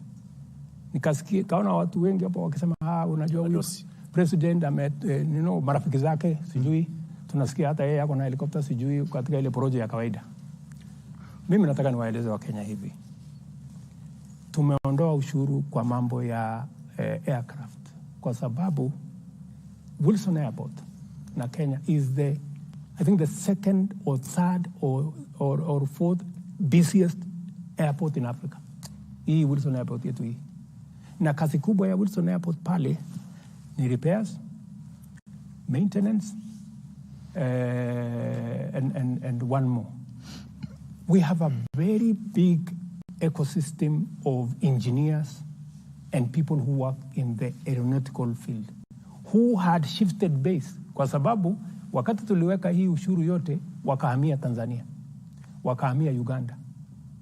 Tukapoteza biashara, tukapoteza ajira. Wilson Airport karibu inafungwa. So the same industry players kutoka Wilson Airport walikuja wakasema, jameni, mbona sasa mnatufanya tupeleke ndege zetu Tanzania ama Uganda? Na hapa ndio tuko na engineers, hapa ndio tuko na specialists ambao wanaweza kutufanyia hii kazi. It was purely because we are protecting our jobs and we are protecting our business. So that's the reason. And every other tax that I have put, it is reasoned out. And by the way, I sat in this room with every ministry, every PS, myself, with my team, to interrogate the budget. Because I have to own up and take responsibility for everything that this government does. Except, of course, the ones that I cannot, Lakini, to the extent possible, I must be able to answer to the people you say, Dayup. The people of Kenya. Yes, the countrymen and women. I must be able to answer to them when I am called upon to. What if the ladies and gentlemen in the National Assembly and the Senate do not pass the finance bill? Then what? We will cross that river when we get there. But I think I have made, and I will continue to make, a persuasive argument. I believe in engagement. I believe in working with people. That's why I'm taking time to explain myself.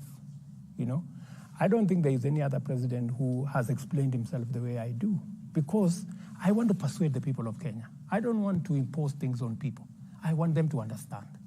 I want them to criticize what we are proposing. But we must all be objective. Is it reasonable? Does it make sense?